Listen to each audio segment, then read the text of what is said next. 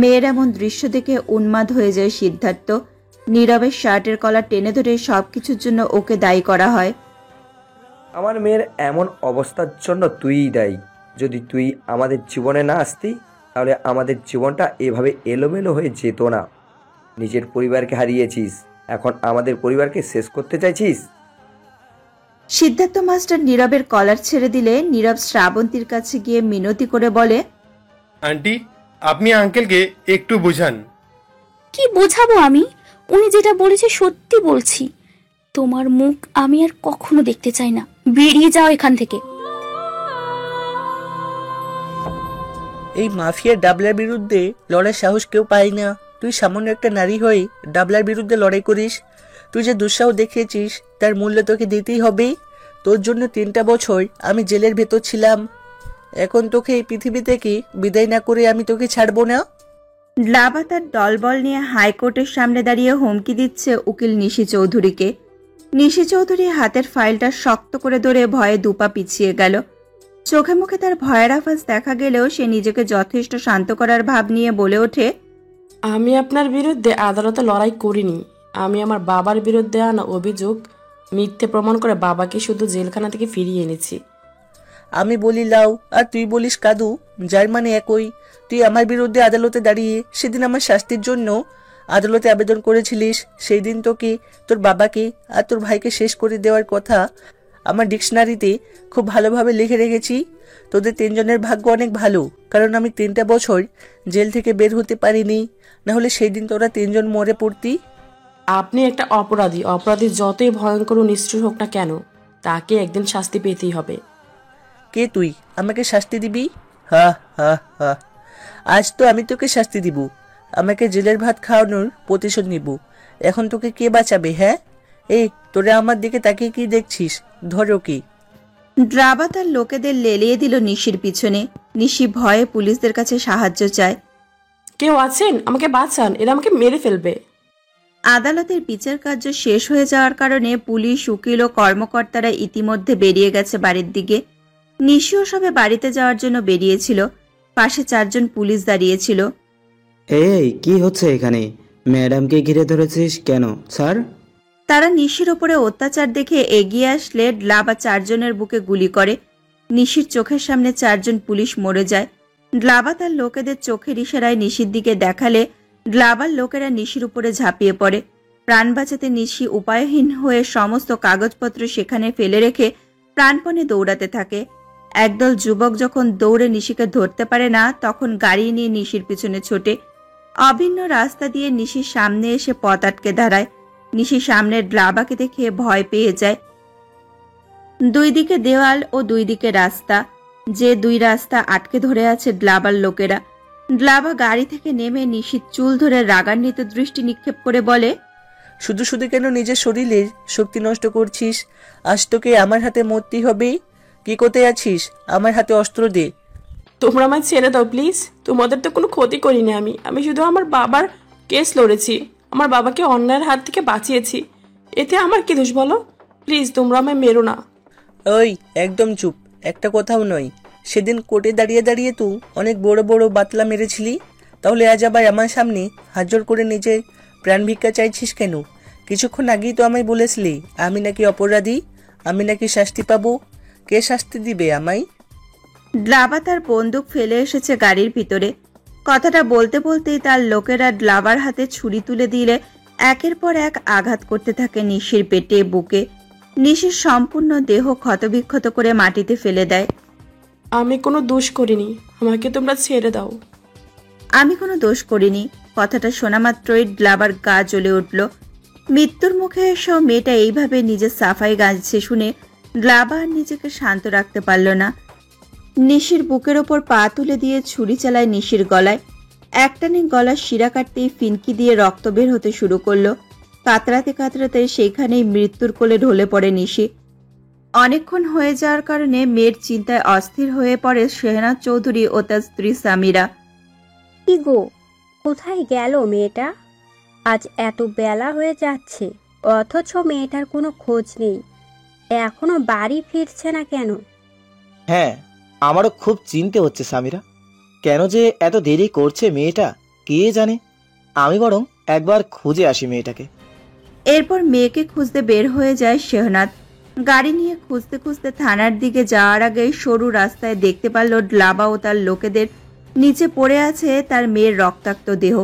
ড্লাবার ভয়ে একবার শেহনাদ চৌধুরী পালিয়ে যেতে চাইলেও নিশিকে পড়ে থাকতে দেখে তড়িঘড়ি গাড়ি থেকে বের হলো। রাস্তার মাঝখানে অনবরত মেয়ের নাম জপ করে যাচ্ছে। নিশি, মা আমার কথা বল, তোর গায়ে এত রক্ত এলো কিভাবে? তোর এমন অবস্থা কে করেছে? আমাকে বল মা। নিশি শেহনাদ চৌধুরীর কথায় সাড়া না দিলে তিনি বুঝে যায় নিশি আর বেঁচে নেই। হিংস্র হয়ে শেহনাদ চৌধুরী ড্লাবার দিকে তেড়ে গিয়ে বলে, এই, তুই আমার মেয়েকে খুন করেছিস। কেন তুই আমার মেয়েকে খুন করেছিস? নিষ্পাপ এই মেয়েটাকে খুন করতে তোর একবারও বিবেককে কাঁপলো না? তোকে আমি ছাড়বো না। শেহনাদ রেগে এগিয়ে গিয়ে ড্লাবার গলা চেপে ধরে। ড্লাবা অট্টহাসি দিয়ে শেহনাদকে ধাক্কা দিয়ে মাটিতে ফেলে দেয়। তারপরে ড্লাবার লোকেরা এসে শেহনাদের হাত পা চেপে ধরে। ড্লাবা শেহনাদের চারিদিকে ঘুরতে ঘুরতে বলে, তোর মেয়ে কোনো বাচ্চা না, তোর মেয়েকে মারতে চাই, আমার হাত কাঁপেনি। এই ডাবলার বিরুদ্ধে যে আঙুল তুলে ডাবলা তাকে ছেড়ে দেয় না। আর তোর মেয়ে তো আমার বিরুদ্ধে লড়াই করে আমাকে 3 বছর জেলে বন্দি করে রেখেছিল। তোকে আমার মেয়ে অকারণে শাস্তি দেয়নি, তুই অন্যায়ভাবে আমাকে ফাঁসিয়েছিলিস, তাই নিশি লড়াই করে আমাকে জেল থেকে মুক্তি দিয়েছে। তুই নিশি একা না, তোর ছেলেও আমার বিরুদ্ধে লড়াই করেছে। তোর ছেলেকে কি কাজ করে সে? আমার সম্পর্কে এত তথ্য কোথায় পেয়েছে? আমার ছেলে তোদের জম। তোর মতো সন্ত্রাসীরা যখন দেশকে ধ্বংস করতে চায়, সাধারণ মানুষকে ফাঁসাতে চায়, তখন সে এসে তোদের মতন কুলঙ্গারকে ইচ্ছেদ করে দেয়। তোর অনেক ভার বেড়েছে, আমার ছেলে তোকে উপড়তে ফেলবে। তাহলে ডাক তোর ছেলেকে, দেখি আমাকে কিভাবে উপড়ে ফেলে। আমার ছেলেকে দেখার কোনো প্রয়োজন নেই, সময় হলে সে তোদের নিবাস করতে চলে আসবে। ততদিন পর্যন্ত নিজেদের পাপের খরা পূর্ণ করে নে। তোদের জন্য সাধারণ মানুষ শান্তিতে বসবাস করতে পারছে না, তোদের বিনাশ নিশ্চিন্ত। তোর এত বড় বড় ডায়লগ শোনার মতো সময় আমাদের নেই। যদি নিজের জীবন বাঁচাতে চাস তাহলে তোর ছেলের ঠিকানা আমাদেরকে দে। আমাকে কেন, আমাদের বংশের সবাইকে শেষ করে ফেললেও আমি আমার ছেলের পরিচয় কিংবা তার ঠিকানা তোকে দেব না। আঘাত করবি আমাকে কর, তুই আমাকে মেরে ফেললেও আমি তোর যন্ত্রণা থেকে মুক্তি পেয়ে যাব। বলেই শেহনাদ উচ্চস্বরে হেসে ওঠে। শেহনাদের হাসির শব্দে ড্লাবা চিন্তায় পড়ে গেল। তার চুলবিহীন মাথাটাকে ভালোভাবে হাত বুলিয়ে বলে, তাহলে তো থেকে মারা যাবে না, তোকে মারলে তো খেলাই শেষ। তোর ছেলে কখনো প্রকাশ্যে আসবে না, প্রতিশোধ নিতে লুকিয়ে আসবে। কিন্তু তোকে যদি বন্দি করে রাখি তাহলে তোর ছেলে আমার মুখোমুখি হবেই। সে সুযোগে আমি তোর ছেলেকে মেরে ফেলবো। ড্লাবা তার লোকেদের উদ্দেশ্য করে বলে, এই ওকে মারার দরকার নেই, ওকে বন্দি করে নিয়ে চল আমাদের রাস্তা নাই। প্রতিদিন ওকে দেখাবো শাস্তি দিয়ে বোঝানোর যন্ত্রণা, আর ও নিজের চোখেই ও ছেলের মৃত্যু দেখবে। ড্লাবার আদেশ পেয়ে ওর গার্ডরা শেহনাদ চৌধুরীকে ধরে নিয়ে গেল নিজেদের আস্তানায়।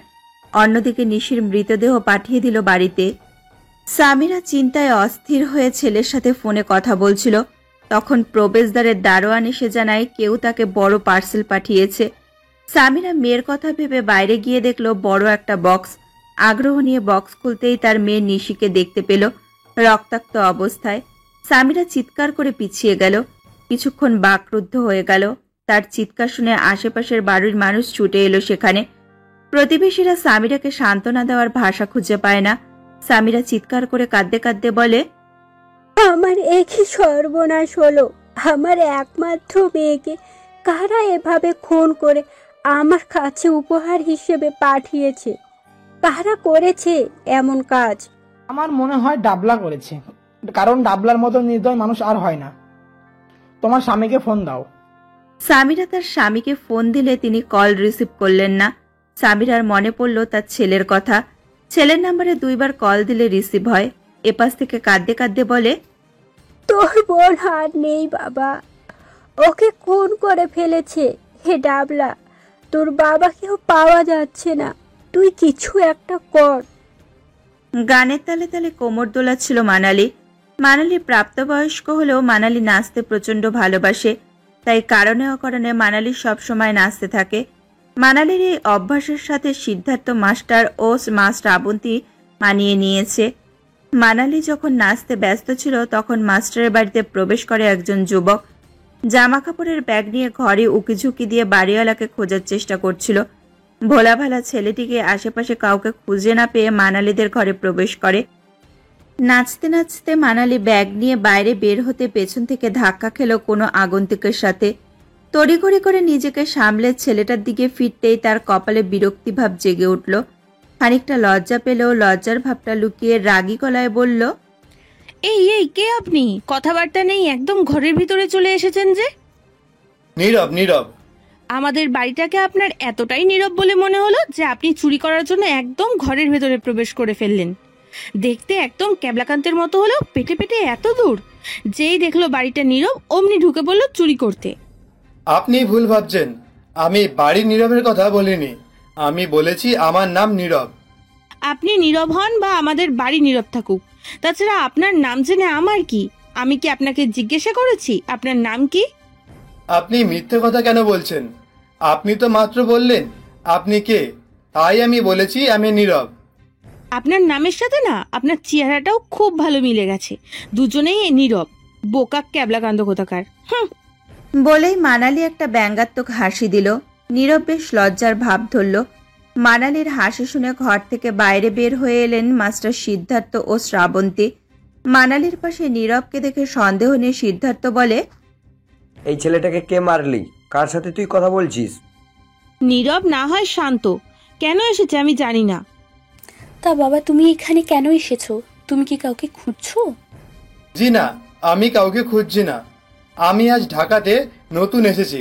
আপনাদের বাড়ির সামনে দেখলাম একটা টুলেট টাঙানো, মনে হয় ঘর ভাড়া হবে।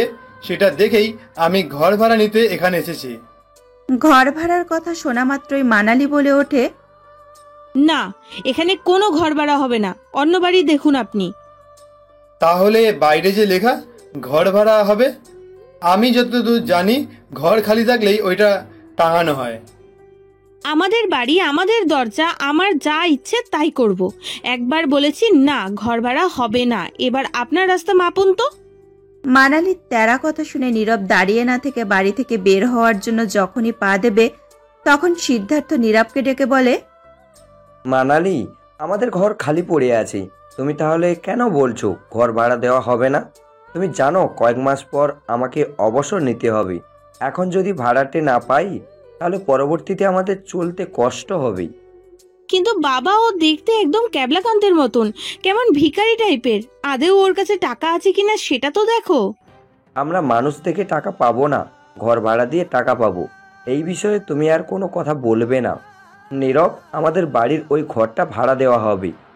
বাড়ি ভাড়া 4,000 টাকা, বিদ্যুৎ বিল আলাদা। তুমি কি একা থাকবে? জি, আমি একাই থাকবো। তাহলে তোমার বিদ্যুৎ বিল লাগবে না, তবে বাড়ি ভাড়া দেওয়ার ক্ষেত্রে শর্ত হচ্ছে তোমাকে 2,000 টাকা অগ্রিম দিতে হবে। তাহলে থাক, আমি ঢাকাতে আজ নতুন এসেছি, আমার কোনো চাকরি নেই। কাজ খুঁজে কাজ করার পরেই আমি টাকা পাবো, অগ্রিম দেওয়ার মতো টাকা নেই। কথাটা বলে নীরব অগ্রসর হলে সিদ্ধার্থ নীরবকে থামিয়ে দিয়ে বলে, তোমাকে দেখার দায়িত্ব তো আমাদের। এখন তোমাকে কোনো অগ্রিম টাকা দিতে হবে না। বাবা অগ্রিম ছাড়া কাউকে বাড়ির ভেতরে ঢুকতেই দেবে না। 2 মাস থেকে ভাড়া বাজিয়ে চলে যাবে। তুই দেখতে পাচ্ছিস তোর বাবা ছেলেটার সাথে কথা বলছে, তোর কথা বলার কোনো দরকার আছে? তা কি কাজ করতে পারো তুমি? আমার চেনা জানা অনেক কাজ আছে, তোমাকেও একটা চাকরির ব্যবস্থা করে দেব। ট্যাক্সি, সিএনজি চালাতে পারো? জি, আমি ট্যাক্সি চালাতে পারি। তাহলে তো কোনো সমস্যাই নেই। আমি একটা গ্যারেজে তোমার কথা বলবো। তোমাদের কিছু পুরনো আসবাবপত্র আছে যেগুলোই ওই ঘরটাতে বন্দি আছে। তোমাকে দেখে মনে হচ্ছে তোমার কিচ্ছু নেই, তুমি ওইগুলো ব্যবহার করতে পারো। ধন্যবাদ আপনাকে। সিদ্ধার্থ মাস্টার চাবি এনে নীরবকে দিল। নীরব চাবি নিয়ে দরজা খুলে দেখতে পেল রুমটা বেশ বড়সড় এবং জিনিসপত্র দিয়ে ভর্তি। নীরব ঘরের ভিতরে ঢুকে বন্দি ঘরটার জানালাগুলো খুলে দিল। কেমন একটা বিশ্রী গন্ধ আসছে। অন্যদিকে মানালি তখন রেগে মেগে ব্যাগ নিয়ে কলেজের উদ্দেশ্যে বেরিয়ে গেল। এত করে বলার পরেও ছেলেটাকে কেন সিদ্ধার্থ ঘর ভাড়া দিল? শেফালি, প্রিয়াঙ্কা ও মানালি আলাপ করতে করতে বাড়ির পথে আসছিল। মানালি নিয়মিত ক্লাস করে বলে ওর কাছে সম্পূর্ণ নোট আছে। 2 দিন ক্লাসে যেতে না পারার কারণে শেফালির কাছে 2 দিনের নোট নেই। হাঁটতে হাঁটতে শেফালি বলে, মানালি, শিমুল ম্যামের নোটগুলো তোর কাছে আছে? দেখলি না কেমন খ্যাক করে উঠলো? আজকে তো শিমুল ম্যামের কোনো ক্লাস ছিল না, তাই আমি খাতা নিয়ে যাইনি, বাড়িতেই আছে। কালকে আমি নিয়ে আসবো স্কুলে। আজকে আমার বাড়ির কোনো কাজ নেই, বাবা মা দুজনেই গ্রামের বাড়িতে গেছে, এই সুযোগে নোটটা তুলে নেব। তাহলে কালকে কলেজে গেলি না কেন? বাবা মা দুজনেই গ্রামের বাড়ি গেছে, গোছগাছ বলে একটা ব্যাপার আছে না, তার জন্য যেতে পারিনি। এখন মানালিদের বাড়ি থেকে নোট এনে করব। প্রিয়াঙ্কা, তুই একটু আমার সাথে ওদের বাড়িতে যাবি? আছেই তো, চল। তারপরে শেফালি, প্রিয়াঙ্কা ও মানালি চলে আসে মানালিদের বাড়িতে। দরজা দিয়ে সোজা নীরবের ঘরের জানালা দেখা যায়, এমনকি ভেতরের পরিবেশও দরজার বাইরে থেকে দেখা যায়। দরজা পেরিয়ে ভেতরে ঢুকে মানালির চোখে পড়ে নীরবের ঘরের চেয়ারের ওপরে। সেখানে সে জামা কাপড় মেলে রেখেছে, বিশেষ করে তার গুরুত্বপূর্ণ জিনিসটিও। শেফালি সেই দিকে তাকিয়ে মুচকি মুচকি হাসতে থাকে আর মানালিকে উদ্দেশ্য করে বলে, তোদের ওই ঘরটা ভাড়া হয়েছে মানালি? সেদিন দেখলাম খালি। আজকে সকালেই ভাড়া হয়েছে, একটা ছেলে এসেছে। ছেলেটার বয়স কেমন? বুড়ো? না হলে এমন গুরুত্বপূর্ণ একটা জিনিসকেও এভাবে প্রকাশ্য শুকাতে দিয়ে রাখে? এই এত হাসছিস কেন? ছেলেটার বয়স বেশি না, মনে হয় এখনো বিয়ে করেনি। হাবাগোবা টাইপের, এই জন্য শুকাতে দিয়ে রেখেছে। আমি জিজ্ঞেস করলাম, আপনি কে? বলে নীরব। আমি কিভাবে বুঝবো যে তার নাম নীরব নাকি আমাদের বাড়িটা নীরব? বিরক্তিকর। দেখেছিস কিভাবে প্রকাশ্যে এমন একটা গুরুত্বপূর্ণ জিনিস শুকাতে দিয়ে রেখেছে? মনে হচ্ছে চেয়ারে ওর গুরুত্বপূর্ণ জিনিসের অ্যাড দিচ্ছে। এমন হ্যাবলাকান্তকে ভাড়া দিতে গেলি কেন? আমি বারবার দিতে বারণ করেছি, বাবা তবুও দিয়েছে। সময় থাকতে ওকে ভালোভাবে টাইট দে। ও জানে দরজার সোজাসুজি জানলাটা, তবুও কোন আক্কেলে এভাবে শুকাতে দিয়ে দিয়ে ঠিক আছে, অন্তত জানলা বন্ধ দিতে পারতো। এখন প্রকাশ্য শুকাতে দিয়ে রেখেছে, কিছুদিন পর তোর ঘরে শুকাতে দিয়ে রাখবে। উল্টোপাল্টা কথা বলে মেজাজ গরম করিস না তো, ঘরে আয়। কথাটা বলে রাগ দেখিয়ে মানালি ঘরে চলে গেল। পড়ার টেবিল থেকে নোট করা খাতাটা এনে শেফালির হাতে দেয়। বন্ধুদের বিদায় দিয়ে মানালি চলে গেল তার মা শ্রাবন্তীর কাছে। শ্রাবন্তী তখন রান্নাঘরে কাজ করছিল। মানালিকে দেখে আগ্রহ নিয়ে বলে, আমার হাতে হাতে জিনিসপত্র ঘরে নিয়ে যা। আমি এখন কলেজ থেকে এসেছি, আমি এইসব পারবো না, আগে ফ্রেশ হয়ে নেই। তাহলে এখন কেন এখানে এসেছিস? মানালি বেশ কয়েকবার বলতে চাইল নীরবের কাজের কথা। বাধ্য হয়ে মানালি কোনো কথা না বলে শ্রাবন্তীর হাত ধরে টেনে মেইন দরজার কাছে নিয়ে গেল। হাতের ইশারায় আপত্তিকর জিনিসটি শ্রাবন্তীকে দেখিয়ে বলে, মা, এটা কি এখানে শুকাতে দেওয়ার জিনিস? আমার বান্ধবীরা এসেছিল, ওদের সামনে লজ্জায় আমার মাথা কাটা যাচ্ছিল। এটা কি লজ্জায় মাথা কাটা যাওয়ার মতো কোনো জিনিস? ছেলেটা বোকা, সহজ সরল, ও যদি বুঝতে পারতো তাহলে কি ওখানে মেলে দিত? আমি এত কিচ্ছু জানি না, তুমি এখনই ওই নীরবকে বকাবকি রাগারাগি করবে। তোর কি কোনোদিন আক্কেল জ্ঞান হবে না মানালি? ওটা ওর ঘর, আমি ওকে ভাড়া দিয়েছি, ও ঘরের ভেতরে যা ইচ্ছে তাই করতে পারে, আমি ওর স্বাধীনতায় হস্তক্ষেপ করতে পারি না। তাছাড়া ওর সাথে আমার পরিচয় মাত্র কিছুক্ষণের, মেয়ে হয়ে একটা বিষয় নিয়ে ওর সাথে কিভাবে বলবো কথা? তোর বাবা আসুক, তাকে বলবো। বাবা আসতে অনেক দেরি আছে, তাছাড়া বাবাই ওকে আশকারা দেয়। ততক্ষণ যদি তোর সহ্য না হয় তাহলে তুই গিয়ে বল না। তারপরে শ্রাবন্তী খাবার নিয়ে ঘরে চলে গেল। এবার মানালি ঠিক করলো সেই নীরবকে টাইট দেবে।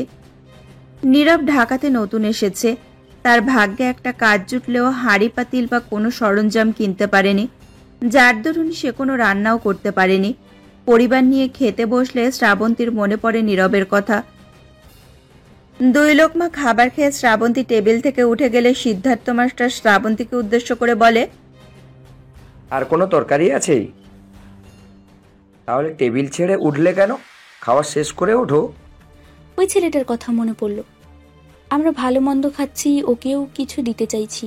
সারা জীবন মানুষের বিপদ থাকে না, তবে বিপদের সময় কাটানো মুহূর্তগুলো মানুষের মনে থেকে যায়।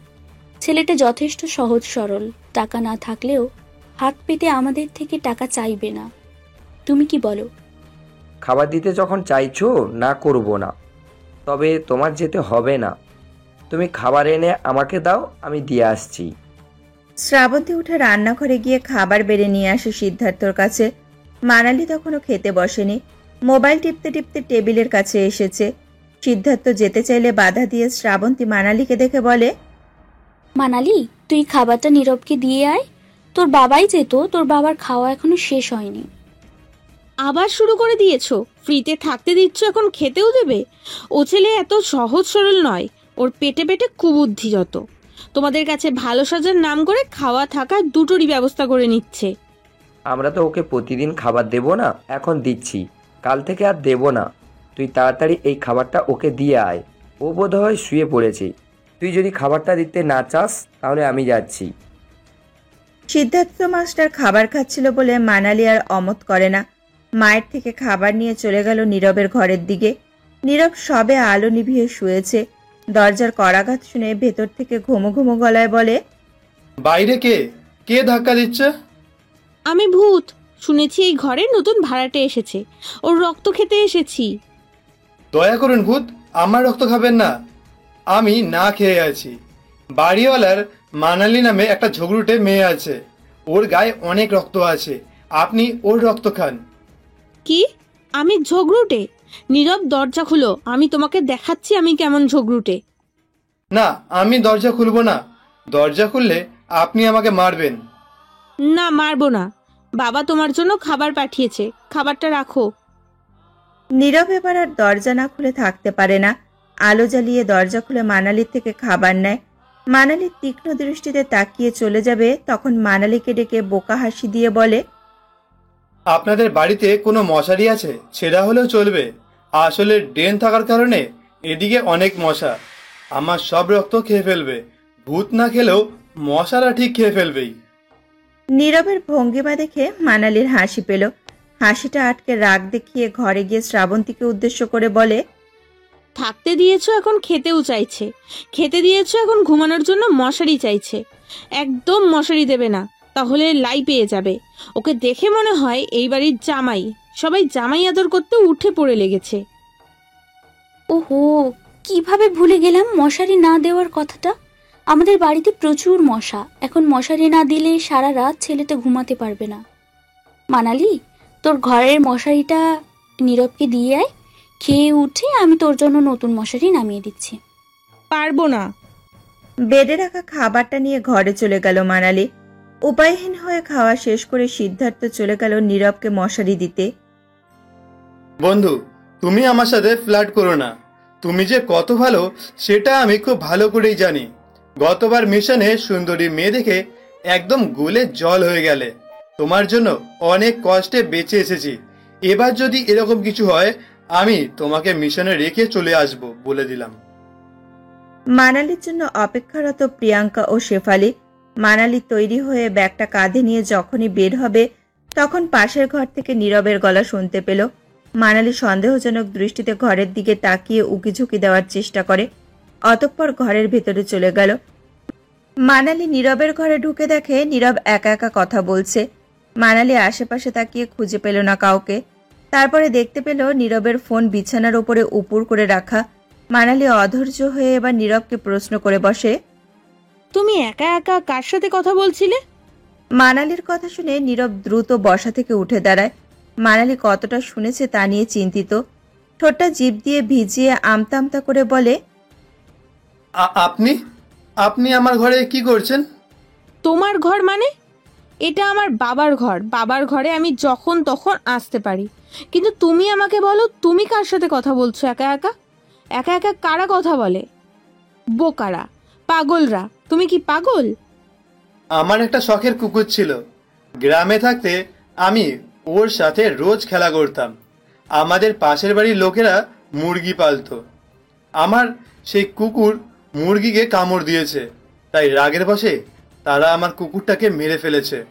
ওর মৃত্যুর পরে আমি রোজ ওর সাথে কথা বলি। আমার মনে হয় আমার কুকুর সবসময় আমার সাথেই থাকে। তোমাকে দেখে মনে হয় তুমি প্রাপ্তবয়স্ক। আসলে তুমি একটা গাধা, থুকু, একটা কুকুর। তুমিও কুকুরে, তোমার পোষা কুকুরটাও কুকুর। কি যে বলেন, কুকুর কুকুরই। দাঁড়ান, আমি আমার কুকুরটার সাথে আপনার পরিচয় করিয়ে দিচ্ছি। ডগি, ইনি হচ্ছে মানালি। আমি যখন ট্যাক্সি চালাতে বাইরে যাব, তখন তোর যদি একা থাকতে কষ্ট হয়, তুই এই মানালির কাছে চলে যাস, তার সাথে গল্প করবি। What rubbish! আমি কেন কুকুরের সাথে গল্প করব? আমি কি তোমার মতন কুকুর? কোন পাগলের পাল্লায় পড়লাম? বাবা কোন পাগলকে এই বাড়িতে ভাড়া দিয়েছে কে জানে। বলেই মানালি কপাল চাপড়াতে চাপড়াতে সেখান থেকে বেরিয়ে গেল। করুণ দৃষ্টিতে মানালি যাওয়ার দিকে তাকিয়ে নীরব আবার কথা বলতে ব্যস্ত হয়ে গেল। প্রিয়াঙ্কা, শেফালি ও মানালি কলেজ থেকে বাড়ি ফিরছিল। দুপুর হয়ে যাওয়ার কারণে ট্যাক্সি দেখতে পেল না। বড় রাস্তা পেরিয়ে ছোট রাস্তায় ঢুকতে মানালি দেখতে পেল একদল যুবক রাস্তার মোড়ে দাঁড়িয়ে আড্ডা দিচ্ছে। এদের কাজ সবসময় নারীদের উত্ত্যক্ত করা ও ইফটিজিং। বেশ কয়েকবার এমন ইফটিজিং এর সম্মুখীন হয়েছে মানালিরা। মানালি থেমে গিয়ে বান্ধবীদের উদ্দেশ্য করে বলে, ওখান থেকে আমরা মাথা নিচু করে হেঁটে যাব, তোরা কেউ একদম দাঁড়াবি না। সেদিন দেখলি না বখাটে সিফাত আমার হাত টেনে ধরেছিল, আর যদি তেমন কিছু করে। মানালি, তুই তোর বাবাকে ফোন দে, আঙ্কেলকে বল আমাদের এখান থেকে নিয়ে যেতে। বাবা যদি ওদের কথা জেনে যায় তাহলে এতে বিপরীত হয়ে যাবে। অমনি সুযোগ বুঝে আমার পড়াশোনা বন্ধ করে দেবে। তাই বাবাকে আমি কল করতে পারবো না। আমরা তিনজনে মিলে বিকেলে থানায় যাব। পুলিশের টহল পারবে ওদের এখান থেকে সরাতে। সেটা তুই ঠিক বলেছিস, কিন্তু এখন আমাদের যেভাবেই হোক বাড়িতে যেতে হবে। কেউ চোখ তুলে ওদের দিকে তাকাবি না। মানালির কথা মেনে তিন বান্ধবী মাথা নিচু করে হেঁটে যায়। তিনজন মেয়েকে আসতে দেখে যুবকের দল আড্ডা ছেড়ে সোজা হয়ে দাঁড়ায়। মানালিরা কাছাকাছি আসতেই তারা আটকে দাঁড়ায় ওদের পথ। তিনজনের কেউই বাধা না মেনে পাশ কাটিয়ে যাওয়ার চেষ্টা করলে সিফাত নামের ছেলেটি শেফালির হাত ধরে ফেলে। শেফালি হাত ছাড়ানোর চেষ্টা করলে সিফাত মুখ খুলে, কি হলো সোনা পাখি, হাত ছাড়াচ্ছ কেন? দয়া করে আমার হাত ছাড়ুন, লোকে দেখলে আমাকে খারাপ বলবে। এখন ভর দুপুর, এই দুপুরে কেউ দেখবে না। তুমি যদি চাও তাহলে আমরা নিরাপদ একটা ঘরে যেতে পারি। তুমি আমাকে ভালোভাবে চিনবে, আমি তোমাকে ভালোভাবে চিনব। দেখব আমাদের দেখা ও চেনার মাঝে কেউ আসবে না। শেফালি ফুল, তুমি কি আমার সাথে যাবে? দেখুন, রোজ রোজ আপনাদের এই ঝামেলা আমাদের ভালো লাগে না।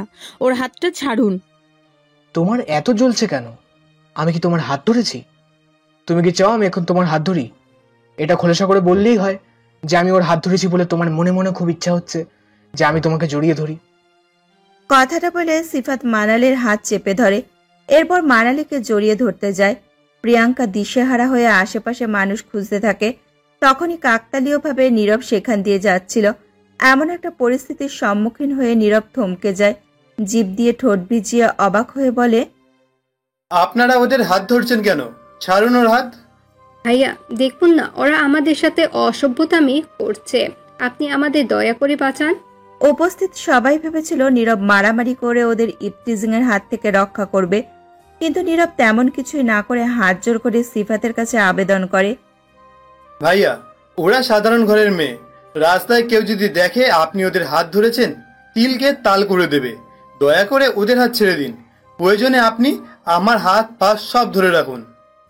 প্রিয়াঙ্কার বাচ্চা, সাহায্য চাওয়ার জন্য তুই এই ক্যাবলাকান্তকে পেলি? এর চেয়ে রাস্তার ওই পাশে যে গাধাটা আছে ওকে ধরে নিয়ে আসলেও তো পারতিস। তোকে তো আগে এলাকায় দেখিনি, নতুন এসেছিস? জি, আমি ট্যাক্সি ড্রাইভার, আপনি ওদেরকে ছেড়ে দিন। বলে নীরব আগ বাড়িয়ে সিফাতের থেকে মানালি ও শেফালিকে ছাড়িয়ে নেয়। ছাড়া পেতেই তিন বান্ধবী ছুটে চলে গেলে সিফাতের মেজাজ খারাপ হয়ে যায় নীরবের ওপরে। রাগান্বিত হয়ে তার বাকি ছেলেদের আদেশ দেয়, এই শালাকে ফেলে মার। আজ 3টে সোনা পাখি কি আমার হাত থেকে ছাড়িয়ে দিয়েছে এই ছেলেটা, আজ এটা রফা দফা কর।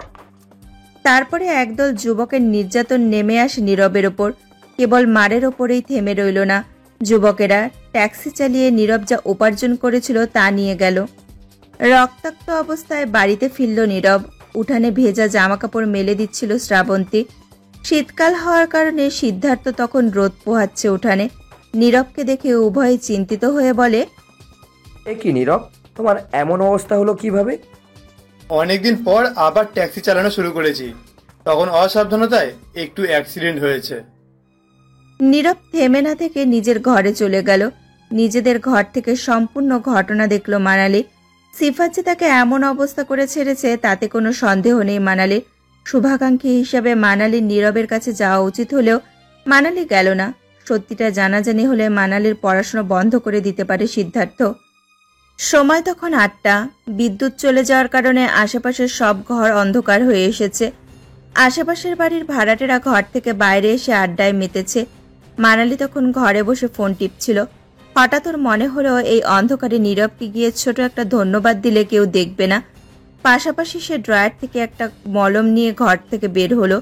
তখনই মানালিকে পাশ কাটিয়ে নীরব যাওয়ার সময় ফোনে বলল, তোমরা সবাই ওই রাস্তার মোড়ে দাঁড়াও, এখন কারেন্ট নেই, এখনই মোক্ষম সময়। কি বললে? তোমরা টার্গেটে বিদ্যুৎ বিচ্ছিন্ন করেছ? মন্দ করনি। আজকেই ওর শেষ দিন। যে নারীরা ওকে জন্ম দিয়ে পৃথিবীর আলো দেখিয়েছে তাদের সাথে অসভ্যতামি করতে ওর বিন্দু পরিমাণও খারাপ লাগছে না। থেমে থেমে কথাটা বলে নীরব বেরিয়ে গেল বাড়ি থেকে। মানালি এখনো ঘরের ভেতরে আছে। ক্যাবলাকান্ত নীরবকে হঠাৎ করে অনেক চঞ্চল মনে হচ্ছে। এই নীরব এতটা চঞ্চল আগে তো বুঝতে পারিনি। আর ও তো একটা ক্যাবলাকান্ত ছেলে, তাহলে কাকে এই কথাগুলো বলল আর কারাই বা তার কেটে বিদ্যুৎ বিচ্ছিন্ন করলো? এই সমস্ত প্রশ্নের উত্তর আমাকে এই নীরবই দেবে। আমাকে এখনই এই নীরবের পিছু করতে হবে। মনে মনে কথাগুলো ভেবেই মানালি বেরিয়ে গেল নীরবের পিছন পিছনে। যে রাস্তায় মানালিদের ইপটিজিং করা হয়েছিল সেখানে যুবকের দলেরা দাঁড়িয়ে আছে। নীরব তাদের কাছে গিয়ে হাত মেলাচ্ছে। মানালি বুঝতে পারছে না নীরব সিফাতের সাথে কেন হাত মেলাচ্ছে। তাহলে কি মার খাওয়ার দৃশ্যটা মিথ্যা? ভাবতে ভাবতে মানালি যখন একটু অন্যমনস্ক হলো তখনই নীরব ও বাকিরা হাওয়া হয়ে গেল। মানালি আশেপাশে খুঁজেও কোথাও নীরবদের ছায়া খুঁজে পেল না। মানালি আরও কিছুটা পথ হেঁটে নীরবকে খোঁজে, কিন্তু নীরবের সন্ধান পেল না। উপায়হীন হয়ে তখন মানালি বাড়িতে ফিরে এলো। বিদ্যুৎ না থাকার কারণে অন্ধকার শ্যামলতলি। সিফাত মগ্ন বখাটে বন্ধুদের সাথে আড্ডা দিতে। এমন সময় ওদের সামনে দুইজন যুবক ও যুবতী হাজির হয়।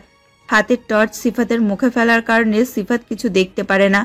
হাত দিয়ে টর্চের আরো আড়াল করার চেষ্টা করতে করতে সিফাত বিরক্ত ও রাগান্বিত গলায় বলে, কে বে, মুখের উপরে আলো ধরছিস? আমাকে চিনিস? যে হাত দিয়ে টর্চের আলো আমার মুখের উপরে ফেলছিস সে হাত কেটে পকেটে ঝুলিয়ে দিতে আমার 2 মিনিটও লাগবে না। তোর 2 মিনিট লাগবে ঠিকই, কিন্তু তোর জীবন কেড়ে নিতে আমার 1 মিনিটও লাগবে না। মানে কে বে তোরা? ডাবলাকে চিনিস? মেয়েটির কথায় সিফাত অনেক ভয় পেয়ে যায়, কারণ সিফাত লাবার দলের লোক। সিফাতকে সেখানে একা ফেলে সিফাতের বাকি বন্ধুরা ছুটে পালিয়ে গেল। অন্যদিকে সিফাত পালিয়ে যাওয়ার চেষ্টা করলে পেছন থেকে ওর কলার টেনে থামিয়ে দেয় ছেলেটি। নাকের উপরে সর্বশক্তি দিয়ে একটা ঘুষি দিলে থরথর করে রক্ত বের হতে থাকে। সিফাত আতঙ্কে অনবরত বলতে থাকে, কে তোরা? ডাবলার খবর কেন জানতে চাইছিস?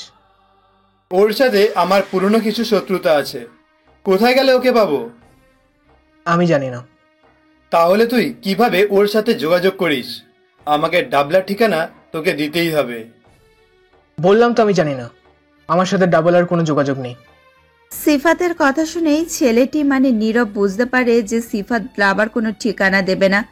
এরপরেই নীরব সিফাতের গায়ে হাত দেয়। রাস্তার মাঝখানে সিফাতকে অঝোর ধারায় মারতে থাকে। রাস্তায় থাকা বাকি পাবলিকরা ভয়ে সেখান থেকে দৌড়ে পালিয়ে যায়। মারতে মারতে সিফাত যখন রক্তাক্ত হয়ে আধমরা হয়ে যায় তখন বাধ্য হয়ে বলে, আমি ঠিকানা দেব, দয়া করে আমাকে মারবেন না। অতঃপর সিফাত লাবার ঠিকানা দেয়। তবুও ছেলে ও মেয়েটির থেকে রক্ষা পেল না সিফাত। নির্জন রাস্তায় ছেলেটি ও মেয়েটি সিফাতের উপর ঝাঁপিয়ে পড়ে। রাস্তাঘাটের আতঙ্কের কথা ইতিমধ্যে পৌঁছে গেছে পুলিশের কাছে। পুলিশের গাড়ির আওয়াজ শুনতেই ছেলেটি ও মেয়েটি সিফাতকে ওইখানে ফেলে পালিয়ে যায়। পালানোর আগে ছেলেটি মেয়েটিকে উদ্দেশ্য করে বলে, মৌ, এখান থেকে সোজা বাড়িতে চলে যাবে। 2-3 দিন গা ঢাকা দিয়ে থাকবে, যাতে কেউ আমাদের কোনো রকম সন্দেহ করতে না পারে। জি বস। মা, নীরবকে আমার মোটেও ভালো লাগছে না। ওকে আমার কাছে অনেক সন্দেহজনক লাগছে। কাকে মারতে একটু আগে চলে গেল। আমার কি মনে হয় যেন ও বাইরে যেটা আমাদের কাছে প্রকাশ করে ও মোটেও তেমন নয়। নীরব কেমন তোর কাছে প্রকাশ করে? ওর মতো ছেলেই হয় না। তুই অকারণে ওকে সন্দেহ করছিস। আর ও একটু আগে কোথায় গেল মানে? ও তো এখন ঘরে বসে শরীরে মলম দিচ্ছে। মলম দিচ্ছে? আমি ওকে ফলো করতে করতে রাস্তায় গিয়েছিলাম, আমি নিজের চোখে দেখেছি ও ফোনে কাউকে খুন করার ব্যাপারে কথা বলতে বলতে বাড়ি থেকে বের হয়ে গেছে। আমি নিজে ওর পেছনে পেছনে গিয়েছিলাম। আমি জানি তুই নীরবকে সহ্য করতে পারিস না, কিন্তু তাই বলে একটা ছেলের নামে এভাবে মিথ্যা কথা তোর কাছ থেকে আমি আশা করিনি মালিনী। ঠিক আছে, তুমি বলছো নীরব ওর ঘরেই আছে, কিন্তু আমি বলছি নীরব বাড়িতে নেই। এখন আমরা দুজনেই নীরবের ঘরে যাব, তারপরেই বোঝা যাবে কে সত্যি কথা বলছে আর কে মিথ্যে। ঠিক আছে চলো। শ্রাবন্তী মানালির কথায় সায় দিলে উভয়ে একসাথে নীরবের ঘরে চলে গেল। ভেজানো দরজাটা একটু ফাঁক করে মানালি চমকে উঠে ভিতরে নীরবকে দেখে। বিছানার উপরে বসে কাগজে কিছু লিখছে নীরব। দরজার খ্যাট খ্যাট শব্দ শুনে নীরবের ব্যাঘাত ঘটলে সে দরজার দিকে তাকিয়ে মা ও মেয়েকে দেখে মুচকি হেসে বলে, আপনারা বাইরে দাঁড়িয়ে আছেন কেন? ভেতরে আসেন। নীরব দাঁড়িয়ে গেলে মানালি ও শ্রাবন্তী ঘরে ঢোকে। নিজের চোখে বিশ্বাস করতে কষ্ট হচ্ছে মানালির। বেশ কিছুক্ষণ দ্বিধাদ্বন্দ্ব নিয়ে মানালি বলে, তুমি তো একটু আগে বাইরে গিয়েছিলে, এত তাড়াতাড়ি ফিরে এলে কিভাবে? শরীরটা প্রচন্ড ব্যথা করছে, তাই টং দোকান থেকে চা কিনে ফিরে এসেছি। তুমি টং দোকানে গিয়েছিলে? আমি তো দেখলাম তুমি বড় রাস্তার মোড়ে গিয়েছিলে। শরীরে প্রচন্ড ব্যথায় আমি নড়তে পারছি না, আমি কিভাবে বড় রাস্তার মোড়ে যাব? আপনি বোধহয় অন্য কাউকে আমার সাথে মিলিয়ে ফেলেছেন। তুমি কারোর সাথে ফোনে কথা বলতে বলতে যাচ্ছিলে, আমি নিশ্চয়ই ভুল শুনিনি। আমি কার সাথে কথা বলবো? সকাল থেকেই বাড়িতে ফোন দেওয়া হয়নি। আমি মিথ্যে কথা বলতে পারি না। মা অসুস্থতার খবর জিজ্ঞাসা করলে মিথ্যে না বলেও পারবো না, তাই কথা হয়নি। আপনার ফোন নাম্বারটা আমাকে দিন, তাহলে সত্যিটা বোঝা যাবে। নীরব তার বাটন ফোনটা মানালিকে দিল।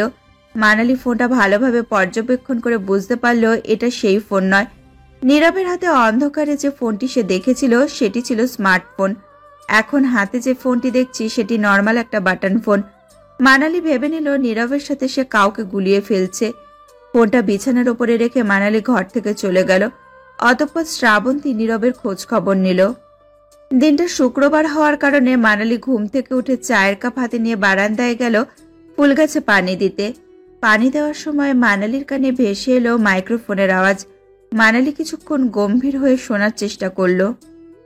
সিফাত নামের একটা বখাটে গতকাল খুন হয়েছে। সিফাতের খুনের তদন্ত এখনো চলছে। ঘটনাস্থলের অধিকাংশ জায়গায় পুলিশ সিল করে দিয়েছে। দয়া করে আপনারা সেই অংশের ভেতরে প্রবেশ করবেন না।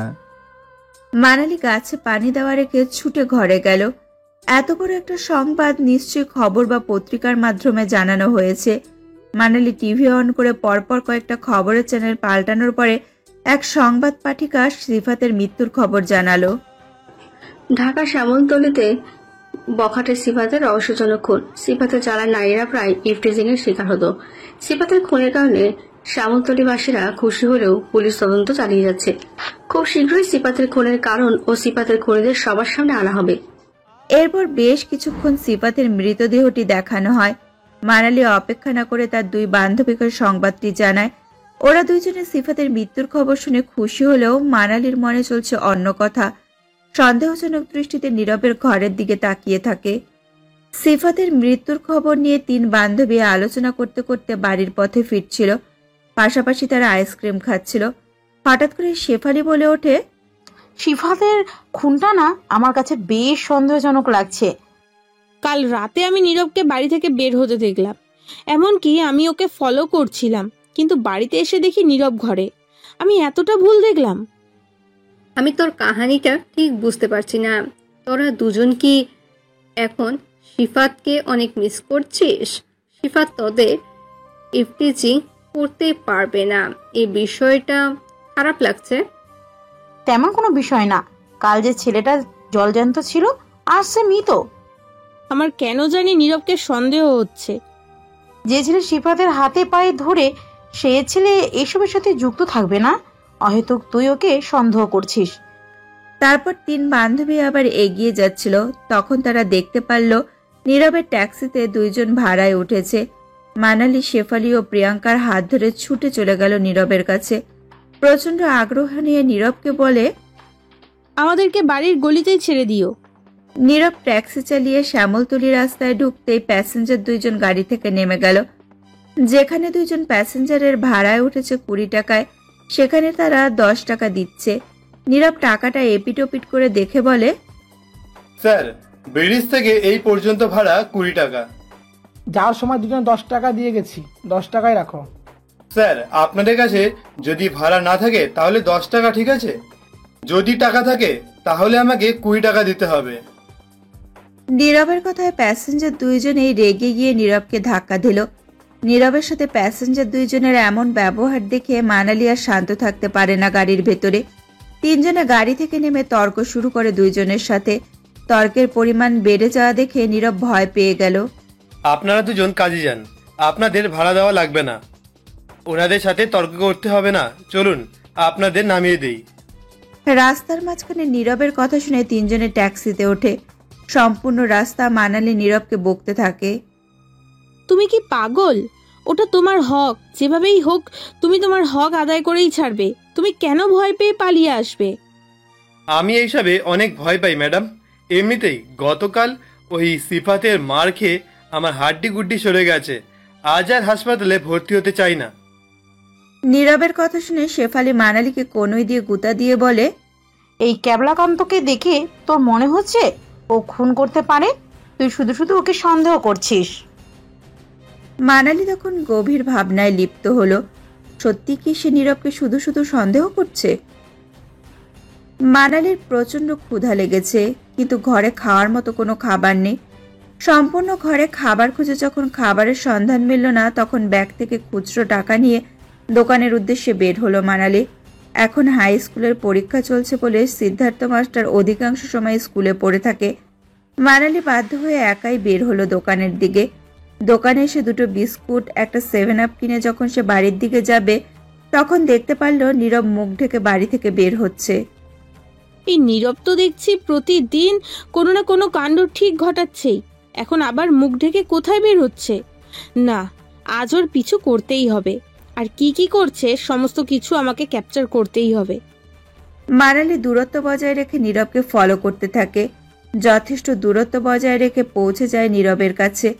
বড় রাস্তা থেকে একটা গাড়ি এসে থামে নীরবের সামনে। সেখান থেকে বেরিয়ে আসে মুখ ঢাকা হুডি পরা লোক। দুজনে কোনো একটা বিষয় নিয়ে আলোচনা করছে। মানালি কান পেতে ওদের কথা শোনার চেষ্টা করেও লাভ হলো না। অবশেষে বাধ্য হয়ে মানালি নিজের ফোন বের করে দুইজনের ছবি তুলে রাখলো। তবুও ক্ষান্ত হলো না। সাবধানতা অবলম্বন করে ধীর পায়ে গাড়ির নিচে ঢুকে গেল। নীরব একটা কাগজ বের করে লোকটিকে দেখিয়ে বলে, এই যে জায়গাটা দেখতে পাচ্ছেন, এই জায়গাটাতেই অ্যাটাক করতে হবে। পুলিশ প্রশাসন পৌঁছানোর আগে যেভাবেই হোক আমাদের কাজটা শেষ করতে হবে। যদি কোনোভাবে আমরা ধরা পড়ে যাই তবে কিন্তু বড় একটা ঝামেলা হতে পারে নীরব। আমাদের মুখগুলো চিনে ফেললে পরবর্তী মিশন আমাদের জন্য অনেক টাফ হয়ে দাঁড়াবে। ভুলে গেলে চলবে না, এই মিশনের চেয়ে আমাদের ওই মিশনটা গুরুত্বপূর্ণ বেশি। তাই বলে আমরা এই ছোট্ট মিশনটাকে অবহেলা করতে পারি না স্যার। কোনো একটা কথা বলে আমি দেখি এখান থেকে বের হতে পারি কিনা। এই বাড়িতে একটা মেয়ে আছে, কারণে অকারণে গোয়েন্দাদের মতো শুধু আমাকে সন্দেহ করে। তাই এখান থেকে অপারেশনটা করা সম্ভব নয়। যেভাবেই হোক আজকে রাতের ভিতরে আমি আপনাদের আস্তানায় চলে যাব। মানালি ওদের কথা আর শুনল না, ফিরে এলো তাদের বাড়িতে। তার কিছুক্ষণ পর নীরব তাদের আলোচনা শেষ করে বাড়িতে ফিরলেই মানালি মুচকি হাসি দেয়। যে হাসিতে নীরব একটু সন্দেহ প্রকাশ করলেও যথেষ্ট স্বাভাবিক থাকার চেষ্টা করে ঘরে চলে যায়। তার প্রয়োজনীয় জামা কাপড় ব্যাগের ভেতরে ঢুকিয়ে যখন বের হবে, তখন মানালি ঘরে গিয়ে বলে, তুমি আসলে কে নীরব? আমি তোমাকে চিনতে পারছি না। আপনি চিনতে না পারলে ডাক্তার দেখান, আপনার বাবা মাকে জানান। আমাকে কেন বলছেন? নীরব, তুমি আমাকে কথার জালে ফাঁসাতে পারবে না। তোমাকে দেখতে ঠিক যতটা বোকা লাগে না, তুমি কিন্তু ঠিক ততটাই বোকা নও। তুমি আমাদের দেশের শত্রু। আমি ঠিক আপনার কথাটা বুঝতে পারলাম না, আপনি কি বলতে চাইছেন? তুমি রাস্তার মোড়ে কার সাথে এতক্ষণ কথা বলছিলে? তোমার সমস্ত কথা আমি শুনে ফেলেছি। তুমি জঙ্গি নও তো, যে ছদ্মবেশে আমাদের দেশের ক্ষতি করার চেষ্টা করছো? আমার মনে হয় আপনি সেদিনের মতো আজকেও আমাকে কারোর সাথে গুলিয়ে ফেলেছেন। আমি মাত্র ট্যাক্সি চালিয়ে বাড়ি এলাম, আর আমি একজন ট্যাক্সি চালক। ও তাই বুঝি? তুমি একজন ট্যাক্সি চালক না? তাহলে কার সাথে তুমি অপারেশন নিয়ে কথা বলছিলে? কথাগুলো বলে মানালি তারপরে নিজের ফোন বের করে ছবিগুলো দেখালো। মানালির ফোনে নিজের ছবি দেখে নীরব অনেকটা ঘাবড়ে গেল। মুখের দিকে তাকিয়ে মানালি প্রশ্ন করে, তুমি কি আর কিছু বলবে? আমার কাছে তোমার ছবি আছে, এখন তুমি আর কোনোভাবেই অস্বীকার করতে পারবে না নীরব। তাহলে আসল সত্যিটা কি নীরব? আপনাকে বলা হয়নি, হঠাৎ করেই আমার মা খুব অসুস্থ হয়ে পড়েছে। ঢাকাতে আপন বলতে আমার চাচাই আছে, মায়ের খবর জানতে তিনি এসেছেন। মিথ্যে কথা, তোমরা তেমন কোনো কথাই বলনি। আমি স্পষ্ট তোমাদের কথা শুনেছি। তোমরা কোনো একটা অপারেশন নিয়ে কথা বলছো, কোথাও একটা অ্যাটাক করার চেষ্টা করছো। আপনি তো আমাদের ছবি তুলে এনেছেন, আপনি কি কোনো রেকর্ডিং করেছেন? যদি রেকর্ডিং করা থাকে তাহলে সেটা শুনে নিন। রেকর্ডিং এর কথাটা মাথায় ছিল না। মানালির কথা শুনে নীরব একটা মুচকি হাসি দিয়ে সিদ্ধার্থ শ্রাবন্তীর কাছে গিয়ে বলে, আঙ্কেল আন্টি, আমাকে একটু জরুরি ভিত্তিতে গ্রামে যেতে হবে। এত রাতে তুমি কেন গ্রামে যাবে? আরো 2টা দিন থাকো, তারপরে গ্রামে যাও। তাছাড়া তোমার শরীরের অবস্থা এখন ভালো না। গতকাল তুমি শিফাতের যা মার খেয়েছো, এই অবস্থায় যদি তুমি গ্রামে যাও তাহলে তোমার বাবা মা অনেক চিন্তা করবে। নীরব, আমি কিন্তু মানালির সাথে একমত। তোমার বাবা মা তোমাকে এই অবস্থায় দেখলে আর ঢাকাতে ছাড়তে চাইবে না একা। আমি কোনো একটা মিথ্যে কথা বলে কাটিয়ে দিতে পারবো, কিন্তু জরুরি আমাকে গ্রামে যেতেই হবে। বলেই নীরব হন্তদন্ত হয়ে ব্যাগ কাঁধে নিয়ে বেরিয়ে গেল মাস্টার বাড়ির থেকে। মানালি কেবল দাঁড়িয়ে নীরবের গমনপথের দিকে তাকিয়ে আছে চিন্তিত দৃষ্টিতে। রাত 12টা বাজতেই পরপর 4টা মাইন্ড ব্লাস্ট করে। প্রথম ব্লাস্টের আওয়াজ শুনে ঘুমন্ত মানালি ধরফড়িয়ে ঘুম থেকে উঠে বসে। তাড়াতাড়ি করে ঘরের আলো জ্বালাতে যাবে, তখনই দ্বিতীয় মাইন্ড ব্লাস্ট করে। মানালি আলো না জ্বালিয়ে জোরে একটা চিৎকার দিয়ে মাটিতে পড়ে যায়। মাইন্ড ব্লাস্ট করার কারণে মাটি কেঁপে উঠেছে। মানালির চিৎকার শুনে সিদ্ধার্থ শ্রাবন্তী ছুটে এসেছে মানালির ঘরে। নিভু আলোতে মানালিকে মাটিতে পড়ে থাকতে দেখে দুজনে ভয় পেয়ে তাড়াতাড়ি করে আলো জ্বালিয়ে দেয়। মানালি পরক্ষণেই তার মাকে জড়িয়ে ধরে কেঁদে ওঠে। শ্রাবন্তী মানালির মাথায় হাত বুলিয়ে দিয়ে বলে, মা, কিছু হয়নি, আমরা আছি তোর কাছে, শান্ত হ মা। মানালি ভয়ে অনবরত কেঁপে কেঁপে উঠছে। ঠিক তখনই আবার 2টো মাইন্ড ব্লাস্ট করে। শ্রাবন্তী তখন সিদ্ধার্থকে উদ্দেশ্য করে বলে, এখন তো রাজনীতির সময় না, এখন কেন মাইন্ড ব্লাস্ট করছে? সেটা আমি নিজেও বুঝে উঠতে পারছি না। বাইরে গিয়ে দেখে আসবে নাকি টিভিটা অন করে দেখবো? এই রাত্রিবেলা তুমি মরতে বাইরে যাবে? টিভিটা চালু করে দেখো কি খবর। সিদ্ধার্থ মাস্টার টিভি চালু করে দেখতে পেল টিভিতে এক সংবাদ পাঠিকা বলছে, ঢাকার শ্যামলতলী চিড়িয়াখানায় রাত 12টা বাজে মাইন্ড ব্লাস্ট করেছে। কিছুক্ষণের ভেতরে আমাদের সাংবাদিকেরা সেখানে পৌঁছে সরাসরি আপনাদের ঘটনাস্থল দেখাবে এবং সে সম্পর্কে আপনাদের অনেক ধারণা দেবে। এর মধ্যে দেখা গেল সাংবাদিক সেখানে পৌঁছে ঘটনাস্থলের দৃশ্য দেখাচ্ছে, তবে কাউকে ভেতরে প্রবেশ করতে দেয় না। সেখানে ইতিমধ্যে পৌঁছে গেল অনেক টিভি চ্যানেলের সাংবাদিক, পুলিশ ও স্থানীয় গোয়েন্দা বিভাগ। গোয়েন্দা বিভাগের সুপার মৌ সবাইকে বাধা দিচ্ছে ভেতরে প্রবেশের।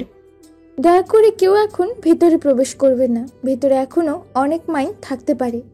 যখন তখন ব্লাস্ট করলে প্রাণহানির সংখ্যা বেড়ে যাবে। আপাতত আমাদের অনেক কাজ আছে, আমরা কাজগুলো সেরে নিই। আপনাদের কি মনে হয় এই কাজটা কারা করেছে? তাদের এই ব্লাস্ট করার পেছনে কোনো ষড়যন্ত্র আছে? এত তো জায়গা থাকতে তারা কেন চিড়িয়াখানার ভেতরে ব্লাস্ট করালো? অবশ্যই তাদের কোনো স্বার্থ আছে। ইতোমধ্যে আমরা সম্পূর্ণ চিড়িয়াখানা পর্যবেক্ষণ করে 23টি বাঘ, 15টি সিংহ, 18টি হাতি, 9টি গন্ডার এবং 50টি জলহস্তির সন্ধান পাচ্ছি না। আপাতত এতগুলো প্রাণী নিখোঁজ। ভালোভাবে পর্যবেক্ষণ করার পরে হয়তো আরও কয়েকটা পশু পাখি আমাদের হারাতে হতে পারে। যারা এই ব্লাস্টের সাথে যুক্ত তারা চিড়িয়াখানার পশু পাখিদের নিয়ে যাওয়ার জন্য এই কাজটি করেছে। আমরা আমাদের মতো চেষ্টা চালিয়ে যাচ্ছি। আমরা আমাদের সর্বোচ্চ চেষ্টা করব যাতে পশু পাখিদের ফিরিয়ে দিতে পারি। তারা কখন কিভাবে মাইন চিড়িয়াখানার ভেতরে পুঁতেছিল সে ব্যাপারে কোনো খবর পেয়েছেন? সেটা খুঁজে বের করা আমাদের কাজ। সবে আমরা ঘটনাস্থলে এসেছি। বর্তমানে চিড়িয়াখানার জীবজন্তুকে একটা নিরাপদ স্থলে নিয়ে যাওয়াই আমাদের কাজ। চিড়িয়াখানার ভেতর থেকে দুটি মরদেহ উদ্ধার করা হয়েছে। এক্ষেত্রে আপনাদের মতামত কি? এরা দুজন কি মাইনের আঘাতে মৃত্যুবরণ করেছে? সেটা বোঝার জন্য তো আমাদের কিছু সময় দিতে হবে। আমাদের কাছে নিশ্চয়ই অলৌকিক ক্ষমতা নেই যে এক্ষুনি দেখে বলতে পারবো। এরপর গোয়েন্দা বিভাগ মৌকে প্রশ্ন করলে তিনি তা এড়িয়ে ভেতরে চলে গেল। তারপর সাংবাদিক সম্পূর্ণ চিড়িয়াখানাটি এক নজরে দেখালো। মানালি ভয় পেয়ে থরথর করে কাঁপছে দেখে শ্রাবন্তী তাকে ব্যঙ্গ করে বলে, সামান্য একটা মাইন্ড ব্লাস্ট করেছে বলে আমার মেয়ে ভয়ে কাঁপছে, আর সে নাকি গোয়েন্দা নিয়ে পড়াশোনা করছে।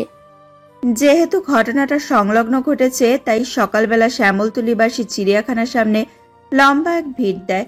এক্ষেত্রে মানালিও কোনো অংশে কম নয়, সেও চিড়িয়াখানার সামনে গেল। ভেতরে মৌ তার টিম নিয়ে তল্লাশি করে চলেছে সম্পূর্ণ চিড়িয়াখানা। হঠাৎ মৌ একটা রুমাল খুঁজে পেল। ভালোভাবে পর্যবেক্ষণ করার পর সে পেঙ্গুইনের ছবি পেল এক কর্নারে।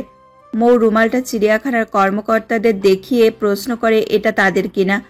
উত্তরে তারা না বললে রুমালটা ফেলে দিল, কারণ এখন পর্যন্ত চিড়িয়াখানা থেকে একটি পেঙ্গুইনও নিখোঁজ হয়নি। ধরে নিল এটা কোনো পরিদর্শকের। রুমালটা মৃদু হাওয়াতে উঠতে উঠতে মানালির কাছে আসলো। মানালির রুমালটা নিয়ে ভালোভাবে দেখলে সে অনুভব করে কিছু মুহূর্ত আগে সে এমন একটি পেঙ্গুইনের ছবি দেখেছে। ঠিক তখন আরও একটা ঘটনা ঘটল। পুঁতে রাখা মাইনের সময় ফুরিয়ে আসতেই ব্লাস্ট করল তা। উপস্থিত সবাই ভারসাম্য বজায় রাখতে ব্যর্থ হয়ে মাটিতে ছিটকে পড়ে। মানালি পড়ে যাবে ঠিক তখনই ওকে এসে ধরে পড়ল একজন শাস্তি রক্ষা বাহিনী। পরক্ষণে মানালির হাত গিয়ে ঠেকল তার গলায়। কোনো রকমে সামলে নিতে মুখ ঢাকা লোকটা বলে ওঠে, আপনি জানেন না এই অবস্থায় এখানে আসা ঠিক নয়। এখন চিড়িয়াখানা বন্ধ, তাই দর্শন করাও সম্ভব না। শান্তিরক্ষা বাহিনীর কর্মচারীর কণ্ঠস্বর পরিচিত লাগলো মানালির। মাস্ক ও চশমার আড়ালে চোখটাও তার পরিচিত লাগলো। মানালি যখনই সেখান থেকে চলে যাচ্ছিল তখন লোকটা মানালিকে ব্যঙ্গ করে বলে, পুরনো পাগলে ভাত পায় না, নতুন পাগলের আমদানি, সত্য সব। মানালি বাড়িতে এসে রুমালে সে পেঙ্গুইনটাকে মনোযোগ সহকারে দেখছে। কিছুই তার মনে পড়ছে না। অবশেষে বিষয়টা মাথা থেকে ঝেড়ে ফেলে নিজের ফোন নিয়ে বসলো। হঠাৎ গতকালকে তোলা ছবিগুলো দেখে মানালির মনে পড়ে নীরবের সাথে যে লোকটা দেখা করতে এসেছিল তার গাড়িতে ও হাতে অবিকল এই পেঙ্গুইনের ট্যাটু রয়েছে। এই পেঙ্গুইনটা একটু ভিন্ন ধরনের, এক চোখ বুজেছিল। এতক্ষণে মানালির মনে হলো যে গতকাল নীরব এই অপারেশনের কথাই আলোচনা করছিল। মানালি মাথায় হাত দিয়ে অনুশোচনা করে, আরেকটু হলেই সে নীরবের অপারেশন ভেস্তে দিতে পারত। মানালি ছুটে গেল সিআইডি ব্যুরোতে। চিড়িয়াখানাকে আপাতত সিল করে দেওয়া হয়েছে। জীবজন্তু নিরাপদ দূরত্বে সরিয়ে নেওয়া হয়েছে। বর্তমানে তারা দুটি লাশের ময়নাতদন্তের জন্য অপেক্ষা করছে। তখন সেখানে উপস্থিত হলো মানালি। আগ্রহ নিয়ে মৌকে উদ্দেশ্য করে বলে, কিছুদিন ধরে আমি একজনকে সন্দেহ করছি। আমার মনে হয় এই ঘটনাটা আপনাদের জানা দরকার। ঠিক আছে, ভেতরে আসুন। মানালি ভেতরে ঢুকে মৌয়ের মুখোমুখি হয়ে বসে বলতে শুরু করে, আমি বর্তমানে গোয়েন্দা বিভাগ নিয়ে পড়াশোনা করছি। এক্ষেত্রে আমি জানি সামান্য ছোট ছোট ক্লু একটা কেসের জন্য অনেক গুরুত্বপূর্ণ। তারপরে মানালি নীরবের বিষয়ে শুরু থেকে বর্তমান পর্যন্ত সম্পূর্ণ ঘটনা মৌয়ের কাছে বর্ণনা করে। এক্ষেত্রে পেঙ্গুইনের চিহ্নগুলো বাদ দিল না। গোয়েন্দা বিভাগ মানালির কথা শুনে সার্চ করতে আসে মানালিদের বাড়িতে। নীরবের ঘর তল্লাশি করে উল্লেখযোগ্য কোনো প্রমাণ পায় না। সন্দেহের গলায় সিদ্ধার্থ মাস্টারকে প্রশ্ন করে, আপনার মেয়ের মতে চিড়িয়াখানার ব্লাস্টের পেছনে কোনো না কোনোভাবে নীরব রয়েছে। আপনি আমাকে নীরবের phone number, voter ID card কিংবা ছবি দিন। আমার মেয়ে ভুল ভাবছে। ও প্রথম থেকে অকারণে নীরবকে সন্দেহ করে চলেছে।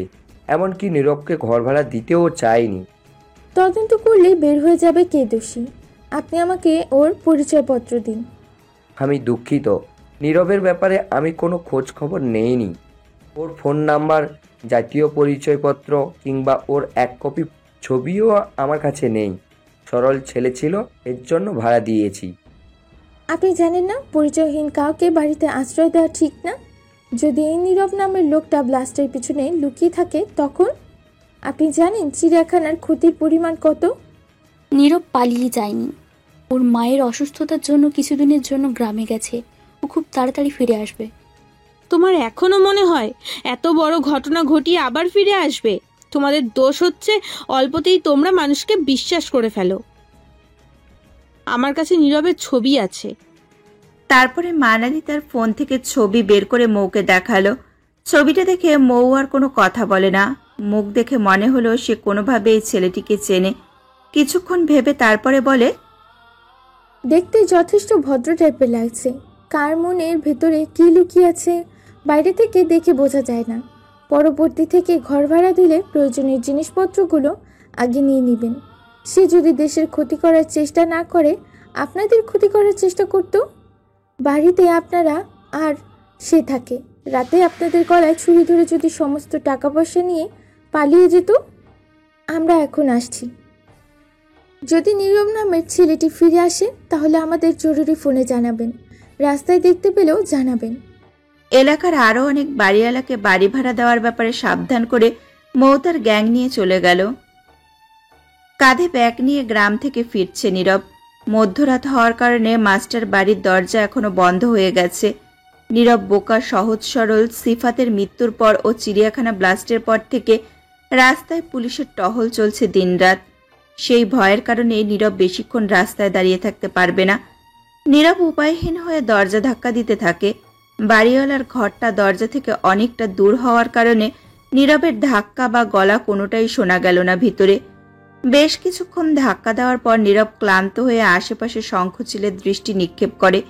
দুই বাড়ির মাঝখানে ছোট একটা গলি, সেই গলিতে পাঁচিল তুলে দেওয়া। নীরব উপায়হীন হয়ে সেই দেওয়ালে উঠে চলে যায় চিপা গলিতে। সিদ্ধার্থ ও শ্রাবন্তীর ঘরের জানালায় টোকা দিয়ে ফিসফিস করে বলে, আঙ্কেল আন্টি ঘরে আছেন? শুনতে পাচ্ছেন আমার কথা? নীরবের ডাকে ঘুম ভেঙে গেল স্বামী স্ত্রীর। জ্বালানা না খুলে ভেতর থেকে উঁচু গলায় হাঁক দেয় সিদ্ধার্থ। কে বাইরে? আঙ্কেল, আমি নীরব। একটু আগেই গ্রাম থেকে ফিরেছি। আপনারা বোধহয় এতক্ষণে ঘুমিয়ে পড়েছেন। দয়া করে একটু দরজাটা খুলে দেবেন। আমাদের গ্রামে ওদিকে বৃষ্টি হচ্ছে, এই জন্য আস্তে আস্তে রাত হয়ে গেছে। তুমি ওই চিপা গলিতেই দাঁড়াও, আমি এক্ষুনি আসছি। সিদ্ধার্থ কথাটা বলে দরজা খুলে যখন বের হতে যাবে, শ্রাবন্তী গিয়ে তার পথ আটকে দেয়। পুলিশের বলা কথার পর এখন নীরবকে ভয় করতে শুরু করেছে। ওই ছেলেটা গ্রাম থেকে ফিরেছে নাকি এতদিন গা ঢাকা দিয়েছিল কে জানে। তোমার ওদিকে যাওয়ার দরকার নেই। রাত করে যখন ফিরেছে ওখানেই থাকুক, না হলে আমরা পুলিশকে ফোন করে জানাই। ছেলেটাকে দেখে তোমার কি চোর মনে হয় নাকি ডাকাত? এতদিন যখন আমাদের কিছু করেনি, আজকেও করবে না, আমি দেখছি। কথাটা বলে সিদ্ধার্থ আর দাঁড়ালো না। টর্চ হাতে নিয়ে বেরিয়ে পড়ল বাড়ি থেকে। চিপা গলিতে যেতে ছোট্ট একটা গেট খুলতে হয়। পাঁচিলকে না টপকে সিদ্ধার্থ সেই দরজা খুলে নীরবের সাথে সাক্ষাৎ করে। নীরব সালাম বিনিময় করে করুণ গলায় বলে, এত রাতে আপনাদের ঘুম ভাঙালাম, প্লিজ কিছু মনে করবেন না আঙ্কেল। বাইরে পুলিশরা টহল দিচ্ছে, আমার দেখলেই ভয় করে। তোমার সাথে আমার কিছু জরুরি কথা আছে নীরব। সে কথাগুলো না জানা পর্যন্ত আমি তোমাকে বাড়ির ভেতরে ঢুকতে দিতে পারবো না। জি বলুন। জানালার কাছে ফিস ফিস শব্দ শুনে ঘুম ভেঙে যায় মানালির। উদ্বিগ্ন হয়ে সে জানালার কাছে কান পাতাতে শুনতে পেল তার বাবা ও নীরবের গলা। স্পষ্ট কোনো কথা শুনতে না পেলেও শেষের বাক্যটা শুনতে পেল মানালি।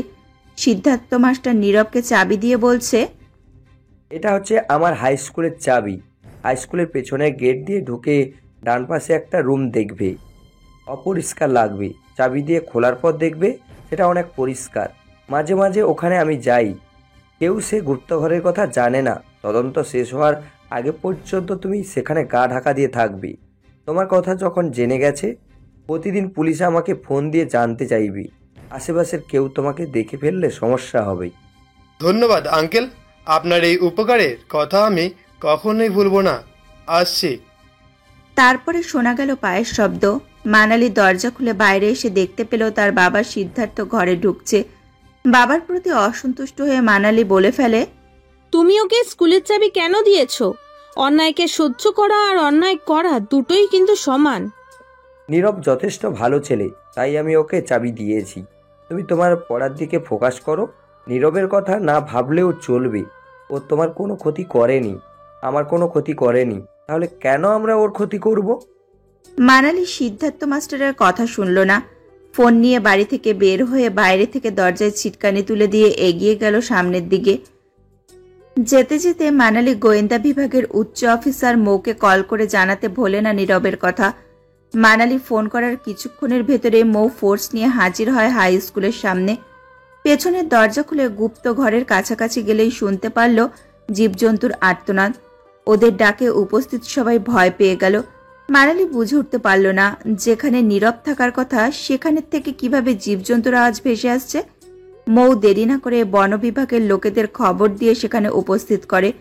অতি সাবধানতা অবলম্বন করে জীবজন্তুদের সেখান থেকে উদ্ধার করে চিড়িয়াখানায় নিয়ে যাওয়া হলো। মানালির কাছে খুশি হয়ে বন অধিদপ্তরের লোকেরা ও মৌ হ্যান্ডশেক করে।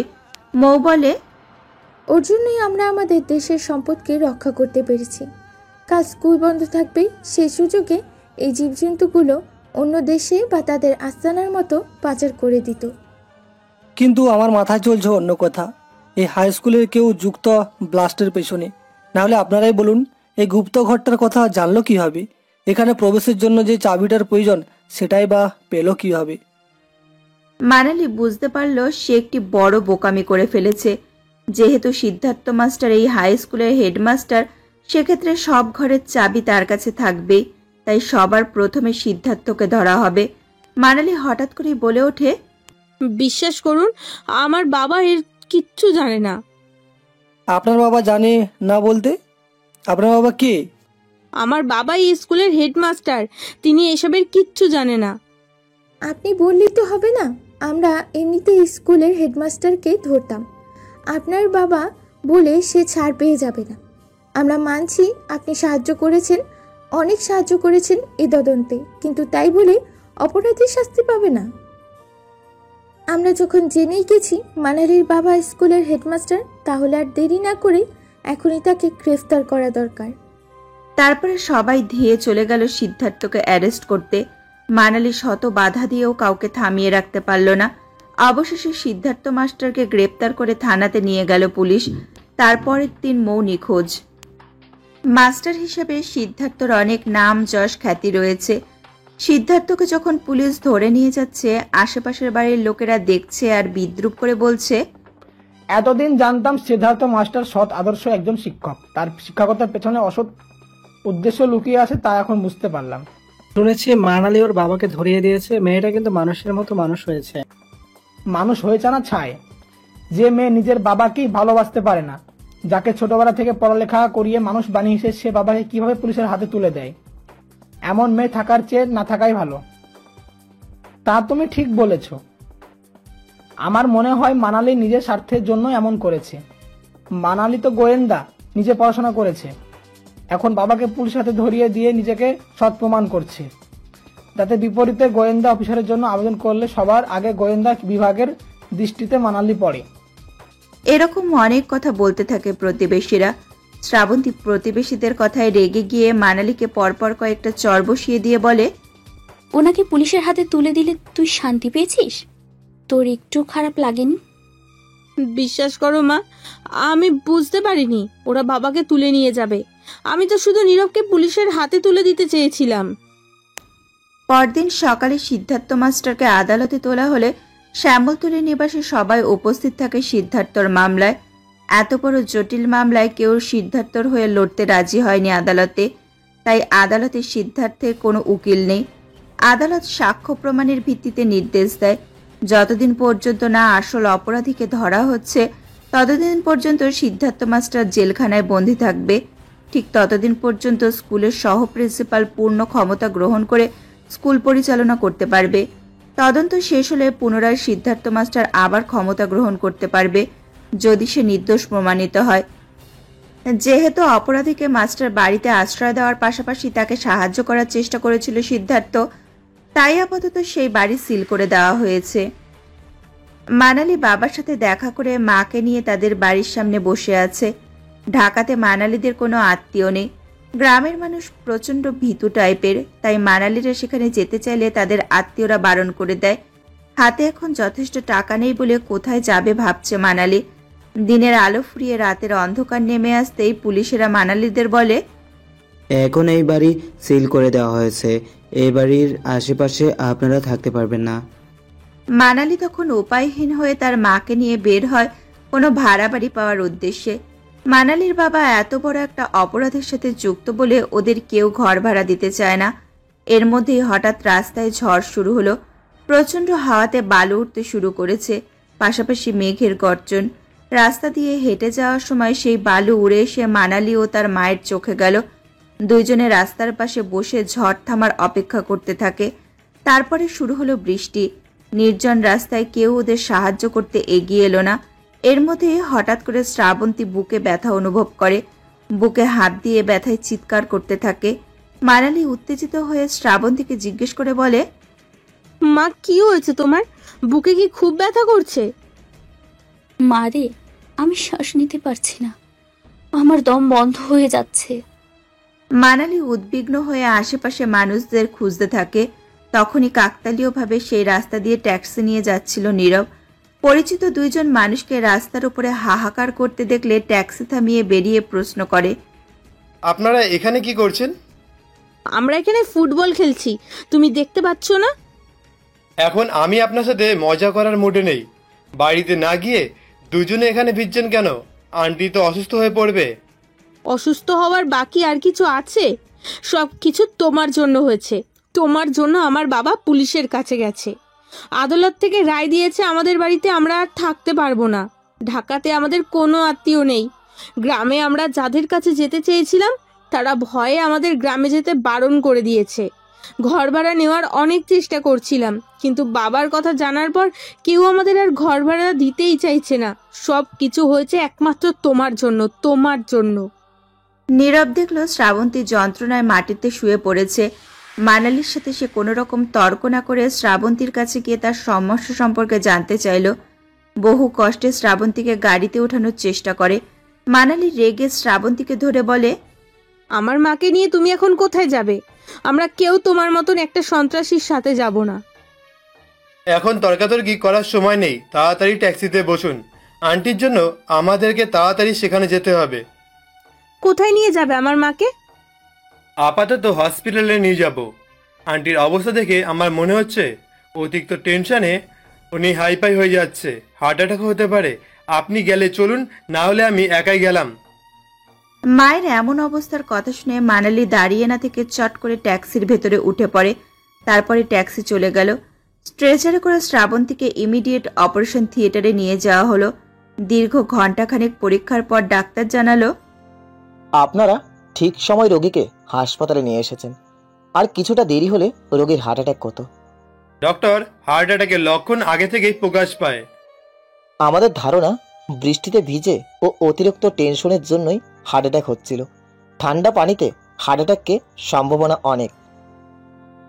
ঠান্ডা কিছু যখন আমাদের শরীরে স্পর্শ করে তখন সেই জায়গাটা অকেজো হয়ে যায়।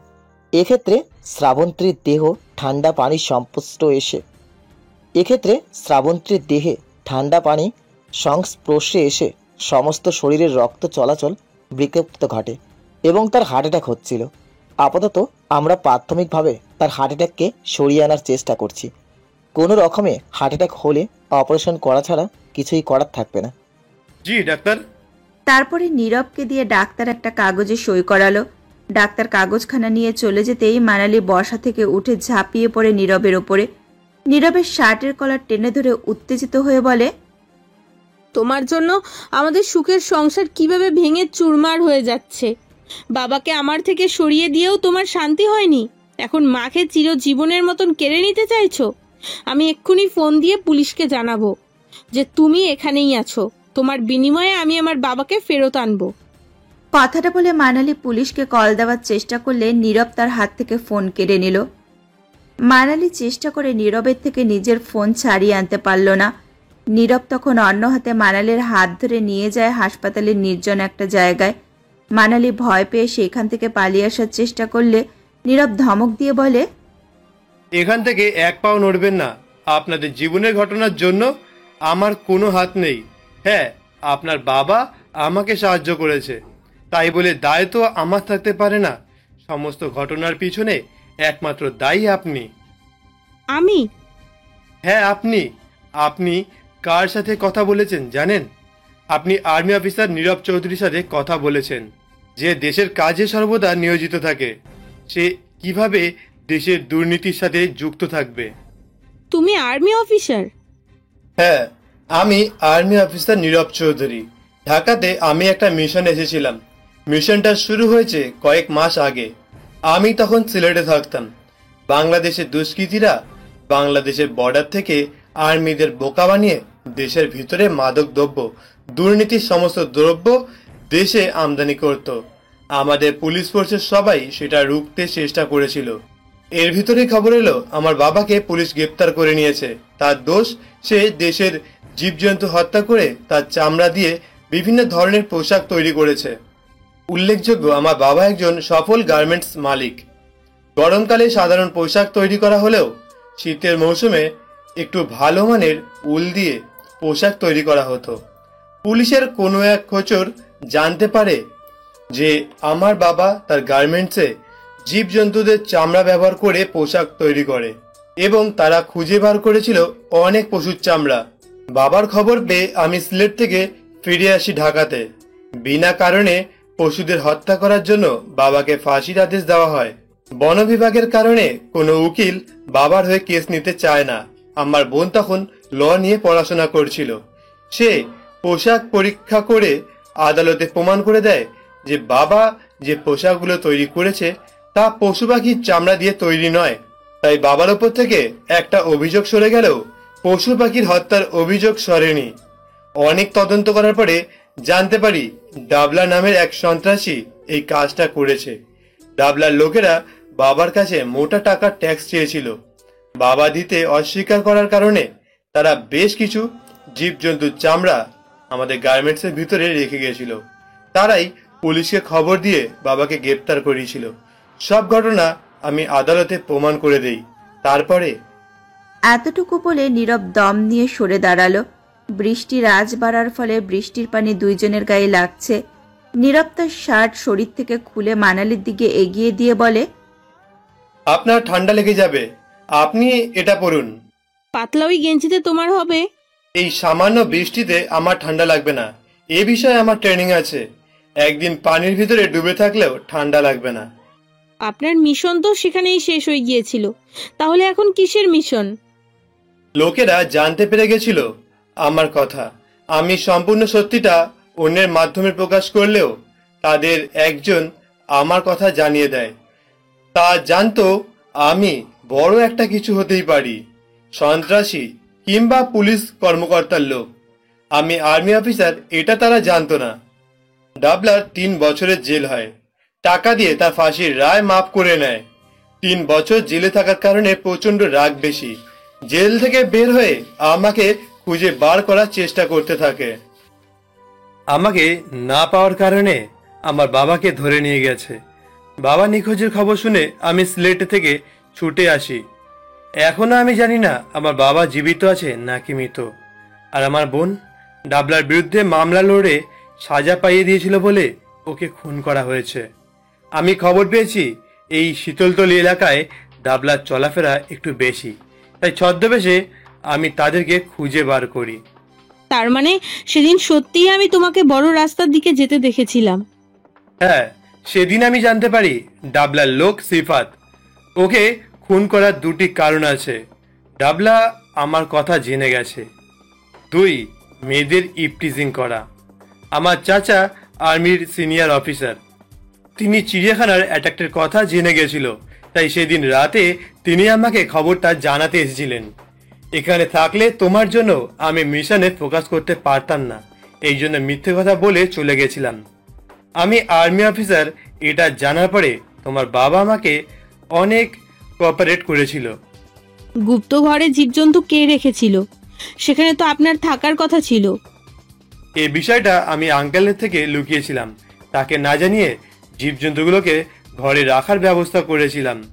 এ বিষয়ে উচ্চ কর্মকর্তাদের আমি জানিয়েছিলাম। সকালেই জীবজন্তুদের এখান থেকে উদ্ধার করা হতো, কিন্তু তুমি তার আগেই জানিয়ে দিয়েছো সবাইকে। I am sorry. এখন সরি বলে কোনো লাভ নেই। ইতিমধ্যেই আমি আঙ্কেলের জামিনের ব্যবস্থা করে ফেলেছি। কিছুক্ষণের ভিতরে তিনি হাসপাতালে চলে আসবে। আপাতত তোমাদের বাড়ি আমি ফিরিয়ে দিতে পারছি না। ডাবলার লোকেরা তাহলে সতর্ক হয়ে যাবে। রাত ও প্রচণ্ড বৃষ্টির কারণে রাতে জামিন হলো না সিদ্ধার্থ মাস্টারের। পরদিন সকালে জামিন হলো। হাসপাতালে ফিরে স্ত্রীর অবস্থা দেখে অনেক চিন্তিত হয়েছিলেন সিদ্ধার্থ মাস্টার। এবার তারা কোথায় থাকবে তা নিয়ে দুশ্চিন্তা শুরু হলো। গা ঢাকা দিতে নীরবদের ঢাকায় যে বাড়িটা আছে সেইখানে উঠল সবাই। সিদ্ধার্থ মাস্টারের পরিবারের ওপর সর্বদা নজর রাখছে ড্লাবার লোকেরা। নীরব তৈরি হয়ে বের হতেই দেখল মানালি ব্যাগ কাঁধে নিয়ে বের হয়ে এসেছে। সিদ্ধার্থ মাস্টার চা খেতে খেতে মানালিকে উদ্দেশ্য করে বলে, মানালি, কয়েকটা দিন যদি তুই কলেজে না যাস তাহলে কোনো সমস্যা হবে? 2 মাস পর আমার ফাইনাল পরীক্ষা। এই পরীক্ষার পরে আমি সিআইডি অফিসার হিসেবে জয়েন করতে পারবো। এখন কলেজে অনেক গুরুত্বপূর্ণ টপিক পড়াচ্ছে। এখন কিছুতেই কলেজ মিস করা যাবে না। শেফালি ও প্রিয়াঙ্কা প্রতিদিন কলেজে যায়? তুই বললে ওরা তোকে নোট দিয়ে যাবে। এই বিপদের দিনে তোর কলেজে যাওয়ার দরকার নেই। নোট নিয়ে করে রাখলেই হবে? কিভাবে বোঝাচ্ছে তাও তো বুঝতে হবে। নীরব ঘটনা দেখে আগ বাড়িয়ে বলে, আমার এখন থানাতে একটু কাজ আছে। তুমি যদি আমার সাথে যেতে চাও তাহলে যেতে পারো। থানায় যাওয়ার পথে তোমার কলেজটা পড়বে। নীরবের কথায় ভরসা পায় সিদ্ধার্থ মাস্টার ও শ্রাবন্তী। সৌজন্য হাসি দিয়ে বলে, তাহলে আমার কোনো চিন্তা নেই। নীরব মানালিকে আসতে বলে বেরিয়ে গেল বাড়ি থেকে। ট্যাক্সিতে চড়ে অপেক্ষা করতে থাকলো মানালির বের হওয়ার। মানালি একটা রুটিতে ভাজি ভেতরে নিয়ে খেতে খেতে বেরিয়ে আসে। ট্যাক্সির ভেতরে বসে নীরবকে আবছা গলায় বলে, তাড়াতাড়ি গাড়ি চালাও। খাবারটা শেষ করে আসতে পারতেন। এভাবেই খেতে খেতে কেউ যায়? শুধু খেতে খেতে কেন, আমি ঘুম থেকে উঠে ব্রাশ করে খেতে খেতে তৈরি হতে গোসল করতে দেখেছি মিস্টার বিনকে। কথা না বলে আপনি গাড়ি চালাও। নীরব দ্বিরুক্তি না করে ট্যাক্সি চালাতে শুরু করে।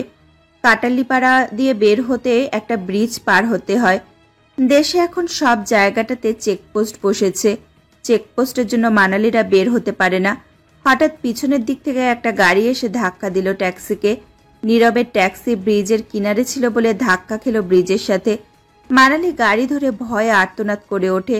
মানালির এমন অবস্থা দেখে নীরব তখন চেঁচিয়ে বলে, মানালি, তুমি ঠিক আছো? হ্যাঁ।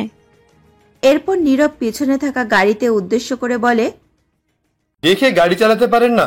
গাড়ি চালাতে না পারলে গাড়ি নিয়ে বেরোন কেন? তখন গাড়ির ভেতর থেকে বের হলো একদল গুন্ডা। নীরব তাদের দেখেই চিনে ফেলল।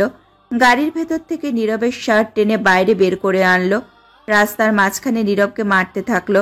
নীরব যথেষ্ট সহজ সরল থাকার চেষ্টা করে বলে চলেছে, ভাই সমস্যা কি? আমার গায়ে হাত দিচ্ছেন কেন? বোকা ট্যাক্সি ড্রাইভার সেজে অনেক গোপন তথ্য জেনে গেছিস। তুই আসলে কে? কি পরিচয় তোর? পুলিশকে কেন এত কত অপরাধ করেছিস? ভাই আপনারা কি বলছেন আমি বুঝতে পারছি না। আমি একজন ট্যাক্সি ড্রাইভার। শেহনাজ চৌধুরীর ছেলে নীরব চৌধুরী নাকি ট্যাক্সি ড্রাইভার? তুই আমাদের শত্রু। আমাকে বল তুই আসলে কে?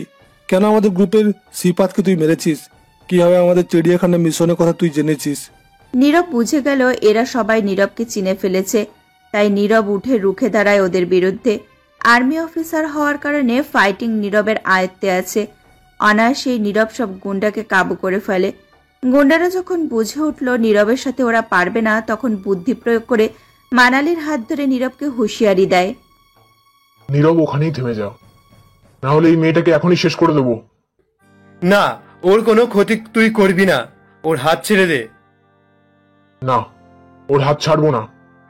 বস হুকুম দিয়েছে যেভাবে হোক তোকে বসের সামনে হাজির করতে। আমরা তার কথা রাখবই। নীরব শান্ত থাকার ভান ধরে গুন্ডাদের ওপরে ঝাঁপিয়ে পড়ে মানালিকে বাঁচিয়ে আনলো। এর মধ্যে পুলিশ সেখানে এসে উপস্থিত হলে গুন্ডার দলেরা ভয় পেয়ে যায়। গুন্ডারা দৌড় দেওয়ার পাশাপাশি একটা গুন্ডা পিস্তল বের করে গুলি ছুড়ে দেয় মানালির দিকে। গুলি গিয়ে লাগে মানালির হার্টের কাছাকাছি। মানালি বুকে হাত দিয়ে মাটিতে পড়ে যায়। রক্তে মানালির দেহে মেখে যায়। নীরব একটা চিৎকার করে মানালিকে ধরে অনবরত ডাকতে থাকে, মানালি, আপনি আমার কথা শুনতে পারছেন? আপনার কিচ্ছু হবে না। আমি আপনার পাশে আছি, দয়া করে চোখ বন্ধ করবেন না। মানালি তাকিয়ে নীরবের কথা শুনলেও সে কথার কোনো জবাব দিতে পারে না। সে ঝাপসা চোখে নীরবকে আবছা আবছা দেখছে। এর মধ্যে একজন পুলিশ এসে নীরবকে উদ্দেশ্য করে বলে, স্যার, এভাবে রক্তক্ষরণ হতে থাকলে তার সমস্যা হতে পারে। আপনি যত দ্রুত সম্ভব ওনাকে হাসপাতাল নিয়ে যাওয়ার ব্যবস্থা করুন। নীরব তাড়াহুড়ো করে মানালিকে নিয়ে ট্যাক্সিতে উঠে বসে। ট্যাক্সি চালাতে গিয়ে দেখলো তখন ধাক্কা দেওয়ার কারণে কোনো একটা সমস্যা হয়েছে, এই জন্য ট্যাক্সি এখন চলছে না। নীরব কি করবে বুঝে উঠতে পারছে না। তখন পুলিশ এসে নীরবকে আশ্বাস দিয়ে বলে, স্যার, আপনি কোনো চিন্তা করবেন না, ম্যাডামের কিছু হবে না।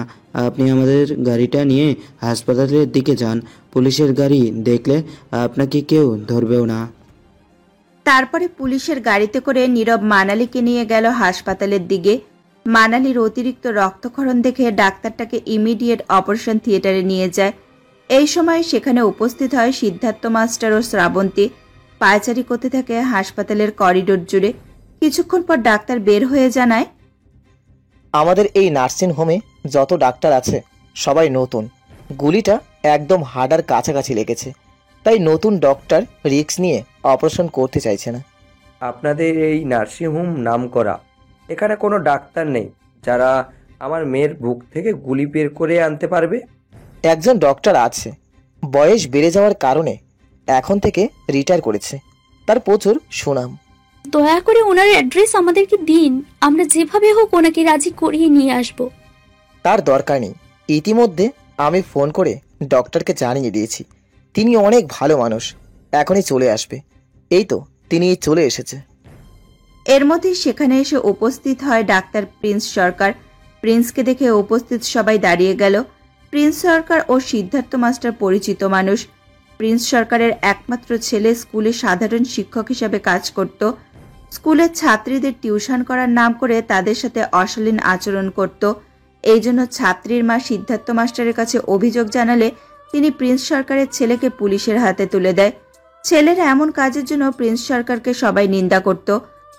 অপমান সহ্য করতে না পেরে প্রিন্স সরকারের ছেলে জেলখানায় আত্মহত্যা করে মারা যায়। প্রিন্স সরকার যখন জানতে পারে সিদ্ধার্থ মাস্টারের মেয়ে মৃত্যুর মুখে দাঁড়িয়ে আছে, তখন ছেলের মৃত্যুর কথা মনে পড়ে যায় তার। উপস্থিত সবাইকে জানিয়ে দেয় সে এই অপারেশন করতে পারবে না।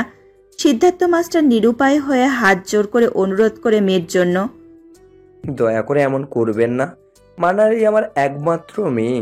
আপনি যদি এখন ওর অপারেশন না করেন তাহলে ও বিনা চিকিৎসায় মারা যাবে। আমাদের দুজনকে সন্তানহারা করবেন না। আপনি আমাদেরকে সন্তান হারা করেছেন, আমিও এই অপারেশন করব না। সিদ্ধার্থ প্রিন্স সরকারের কাছে অনেক আকুতি মিনতি করলে প্রিন্স সরকার তা উপেক্ষা করে চলে গেল অন্যদিকে। মেয়ের এমন দৃশ্য দেখে উন্মাদ হয়ে যায় সিদ্ধার্থ। নীরবের শার্টের কলার টেনে ধরে সবকিছুর জন্য ওকে দায়ী করা হয়। আমার মেয়ের এমন অবস্থার জন্য তুইই দায়ী। যদি তুই আমাদের জীবনে না আসতি তাহলে আমাদের জীবনটা এভাবে এলোমেলো হয়ে যেত না। নিজের পরিবারকে হারিয়েছিস, এখন আমাদের পরিবারকে শেষ করতে চাইছিস।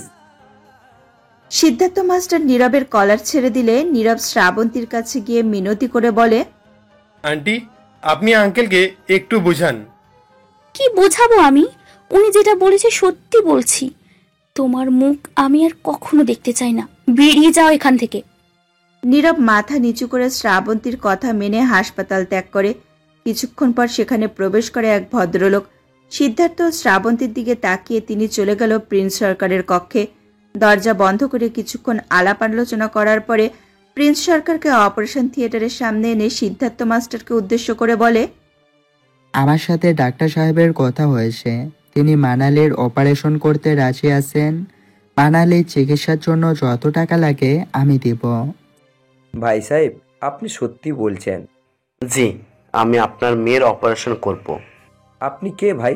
আপনাকে তো আমি ঠিক চিনতে পারলাম না।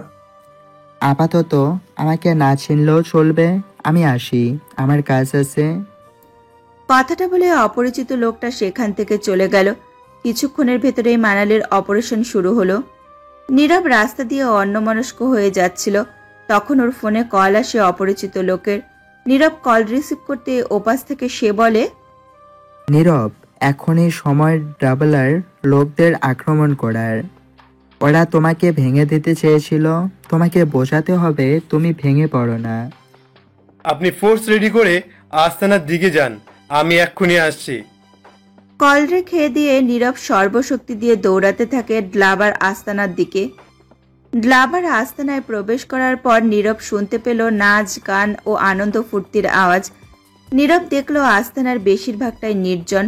গুন্ডারা নাচে গানে ব্যস্ত বলে নীরব সম্পূর্ণ ফোর্স নিয়ে অনায়াসেই ভেতরে প্রবেশ করে গেল। গুপ্ত কক্ষে ঢুকে দেখতে পারল 2 জন মানুষকে বন্দি করে রেখেছে তারা। মৃদু আলোতে শেহনাজ চৌধুরীকে চিনতে অসুবিধা হলো না নীরবের। মারের কারণে সেই সৌন্দর্য আর নেই তার। নীরব ছুটে গিয়ে জড়িয়ে ধরে শেহনাজ চৌধুরীকে। পরিচিত কাউকে পেয়ে শেহনাজ চৌধুরীও কান্নায় ভেঙে পড়ে।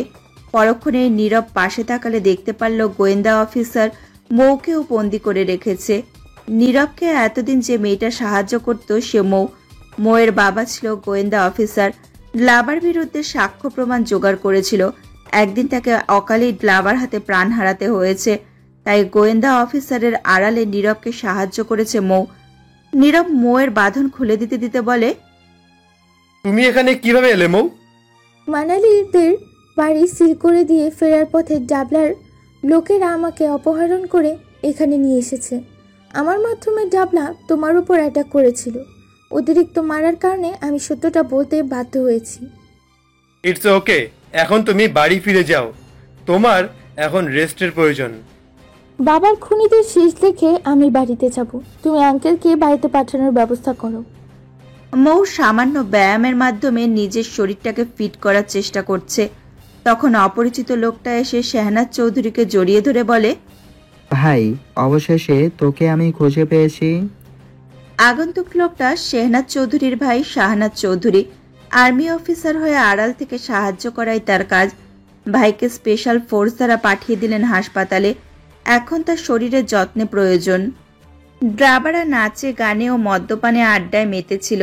হঠাৎ করে গান বন্ধ হয়ে গেলে ড্লাবা মদ্যপান রেখে তাকালে দেখতে পেল নীরবকে তার ফোর্স নিয়ে দাঁড়ানো। দৃষ্টিভ্রম ভেবে চোখ পরিষ্কার করে তাকায়, তবুও দেখল ওদের। হাত থেকে মদের বোতল ফেলে দিল। আক্রমণ বলে চিৎকার করতে উপস্থিত লোকেরা ঝাঁপিয়ে পড়ল পুলিশের ওপরে। তবে মদ্যপান করে থাকার কারণে বেশি সুবিধা করতে পারল না। ড্লাবাকে প্রচণ্ড মারে। উপায়হীন হয়ে ড্লাবা ভাঙা কাচের টুকরো নীরবের পেটে ঢুকিয়ে দিল। পরক্ষণেই শোনা গেল একটি মেয়ের কণ্ঠস্বর। গোয়েন্দা বিভাগের কর্মকর্তা মৌকে আঘাত করেছে ড্লাবা। বেশি কিনারা করতে পারল না মৌ। মাটিতে পড়ে কাতরাতে থাকলে নীরব তাকে হাসপাতালে নিয়ে যাওয়ার জন্য জুনিয়র অফিসারদের আদেশ করে। তারপরে ড্লাবার লোকেদের নিয়ে চলে গেল চিড়িয়াখানার দিকে। শিকারী বাঘ তখন চিড়িয়াখানার ভেতর ঘুমাচ্ছিল। ড্লাবার শার্টের কলার ধরে ভেতরে দেখিয়ে হুঙ্কার দিয়ে বলে নীরব, এখন এই জীবজন্তুগুলো তোকে ছিন্ন বিচ্ছিন্ন করে খাবে, যাদের চামড়া তুই বিদেশে রপ্তানি করে মোটা টাকা ইনকাম করতে চাইছিলিস। আজ তুই তাদের হাত থেকে বাঁচতে পারবি না। তোর বাবা কিন্তু আমার সাথে বন্দি নীরব। বাবাকে ছাড়িয়েই আমি তোর ওপরে আক্রমণ শুরু করেছি। সিআইডি অফিসার মৌ আমার হাতে বন্দি। মদ্যপান করেই তোর মাথাটা পুরো গেছে। আমার পেটে কাজ ঢুকাতে গিয়ে তুই ভুল করে মৌয়ের পেটে কাজ ঢুকিয়ে দিয়েছিস। এখনো হাসপাতালে। আমি কাঁচা কাজ করি না। কে তুই? আমাদের সাথে তোর কিসের শত্রুতা? আমি একবার এখান থেকে ছাড়া পেলে তোকে শেষ করে ফেলবো। নিজের ভালো চাইলে আমাকে ছেড়ে দে। আমি আর্মি অফিসার নীরব চৌধুরী, একজন দেশপ্রেমিকের সাথে দেশদ্রোহিতার শত্রুতা। ওর সাথে আমার বাকি রইল তুই ছাড়া পেয়ে আমাকে শেষ করে দিবি। তুই তো এখান থেকে নিজের জীবন নিয়ে ফিরে যেতে পারবি না। বলে খাঁচার দরজা খুলে ভেতরে ঢুকিয়ে দিল ড্লাবাকে। তারপরে ড্লাবার সমস্ত লোকেদের ভেতরে ঢুকিয়ে দিল। হিংস্র বাঘ মানুষের গন্ধ পেয়ে ঘুম থেকে উঠে যায়। খাঁচার ভেতরে এতগুলো মানুষকে পেয়ে লাফাতে শুরু করলো। ততক্ষণে সাংবাদিকরা সেখানে পৌঁছে গেছে। উক্ত ঘটনাটি ভিডিওর মাধ্যমে সমস্ত দেশবাসীকে জানানোর চেষ্টা করছেন। একজন সাংবাদিক নীরবের সামনে মাইক্রোফোন ধরে প্রশ্ন করে, আপনি সেটা কে? কিছুদিন আগেও যাকে সন্ত্রাসী হিসেবে সংবাদপত্র টেলিভিশনে খোঁজা হচ্ছিল, আজ আপনি দেশ থেকে এত বড় একজন দেশদ্রোহীকে শেষ করে দিলেন। কে আপনি? আমি আপনাদের বন্ধু, সন্ত্রাসদের শত্রু। এটাই আমার একমাত্র পরিচয়। নিজের পরিবারের বিপদের কথা না ভেবে দেশের কাজ করার জন্য নীরবকে জাতীয় পুরস্কারে ভূষিত করা হয়। মৌ এখন মোটামুটি সুস্থ, অসুস্থ শরীর নিয়ে পুরস্কার গ্রহণ করতে চলে এসেছে। যেহেতু নীরব আর্মি, তাই তার পরিচয় সম্পূর্ণ গোপন রাখা হবে। নীরব ও মৌ পুরস্কার গ্রহণ করে বাইরে বের হলেই দেখতে পেল নীরবের বাবা মা দাঁড়িয়ে আছে। নীরব ও মৌ হাত মিলিয়ে বলে, আমার মিশন শুরু থেকে শেষ পর্যন্ত থাকার জন্য তোমাকে অনেক ধন্যবাদ। এখানে ধন্যবাদ দেওয়ার কিছু নেই নীরব। আমি আমার বাবার খুনের বদলা নেওয়ার জন্য এই মিশনে তোমার সাথে ছিলাম। পরবর্তী মিশনে না হয় গোয়েন্দা হিসেবেই তোমার সাথে থাকবো। যে কোনো বিপদে তুমি আমাকে পাশে পাবে। তারপরে সেইখান থেকে চলে গেল মৌ। নীরব বাবা মায়ের সাথে কুশল বিনিময় করে যাওয়ার জন্য পা বাড়াবে, তখনই সেখানে এসে উপস্থিত হয় মানালি ও মানালির বাবা মা। নীরব মাথা নিচু করে সেখান থেকে চলে যাওয়ার চেষ্টা করলে শ্রাবন্তী তাকে উদ্দেশ্য করে বলে, সেদিন রাগের বশে আমি তোমাকে চলে যাওয়ার কথা বলেছিলাম, এজন্য এখনো তুমি আমার উপর রেগে আছো? মানালি আমাদের একমাত্র মেয়ে, ওর কোনো ক্ষতি হলে আমরা স্বাভাবিক থাকতে পারবো না, তাই রাগের বশে সেই দিন ওইসব বলে ফেলেছিলাম। যেটা সত্যি আপনারা সেটাই বলেছেন। আমার এই মিশনে আপনারা অনেক গুরুত্বপূর্ণ ভূমিকা পালন করেছেন। আমার জন্য আপনারা অনেক কিছুই সহ্য করেছেন। সব কিছুর জন্যই আপনাদেরকে অনেক ধন্যবাদ। শুধু একটা ধন্যবাদে কাজ হবে না। সিদ্ধার্থ মানালির দিকে তাকিয়ে কথাটা বলে। মানালি লজ্জায় মাথা নিচু করে ফেলে সামিরা বুঝে ফেলে সিদ্ধার্থের কথার মানে। দুজনকে ফাঁকা স্পেস দিয়ে সেখান থেকে চলে গেল। যাওয়ার সময় শাহানাজ চৌধুরীকে বলে শ্রাবন্তী, আপনি সেদিন ডক্টরকে অপারেশন করার জন্য রাজি করেছেন, আপনি কি? আমি সিনিয়র আর্মি অফিসার ও নীরবের চাচা। কি এমন বলেছিলেন যাতে প্রিন্স রাজি হয়ে গেল? একটু হুমকি দিলাম, যেমন মানালির কিছু হয়ে গেছে আপনাকে পুলিশে দিব, আপনি সন্ত্রাসীদের সাথে যুক্ত এমন। অন্যদিকে নীরব মানালির দিকে এগিয়ে গিয়ে বলে, শরীর কেমন আছে আপনার? ভালো আছে। তোমাকে অবহেলা করতে করতে কখন যে নিজের কল্পনায় তোমাকে সাজিয়ে ফেলেছি সেটা আমি তোমার অনুপস্থিত সময়ে অনুভব করেছি। আর কিছু বলবে? সবাই আমাদের জন্য অপেক্ষা করছে, যেতে হবে। মানালি নীরবের দিকে ঝুঁকে আলতো করে জড়িয়ে নিয়ে বলে, নীরব বাবু, আমি তোমাকে খুব ভালোবাসি। আপনি ঠিক বলছেন তো? মিথ্যা নাটক নয় তো? ঠিক বলেছি। ভালোবাসা নিয়ে কেউ কখনো মিথ্যে নাটক করতে পারে? অন্তত আমি কারোর সাথে করিনি। আর এই প্রথম আমি তোমায় মন থেকে অনেক ভালোবেসে ফেলেছি। আর তাই বলছি, এবার থেকে তুমি আমায় তুমি করেই বলো। আমার পিছনে তুমি সবসময় লেগে থাকতে, এই বিষয়টা আমিও মিস করতাম। আমি অনুভব করেছি তোমার প্রতি আমার ভালোবাসা। আর জানো সেটা কখন? যখন তোমার গায়ে গুলি লাগলো, মনে হলো ওটা তোমার নয়, আমার বুকে লেগেছে। তোমার কষ্ট যেন আমি অনুভব করতে পারছিলাম মানালি। আমিও তোমাকে খুব খুব ভালোবাসি। আমি আর কখনো তোমায় হারাতে চাই না। কথাটা বলে নীরব মানালি একে অপরকে জড়িয়ে ধরে আর দুজন দুজনার ঠোঁটকে স্পর্শ করে ভালোবাসার রঙিন আকাশে হারিয়ে যায়।